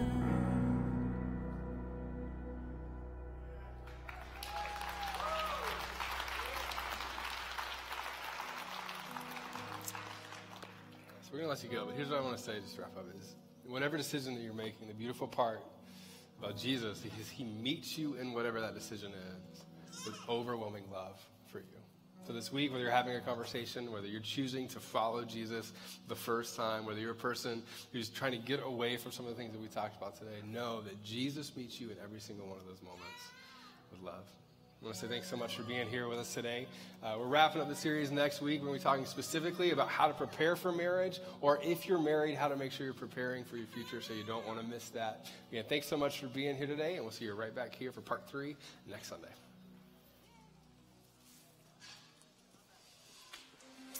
Thanks so much for joining us online. And hey, I wanted to grab Patrick because we talked about a lot of things that I think impact a lot of people. You did, yeah. And so, hey, I wanted to pick your brain.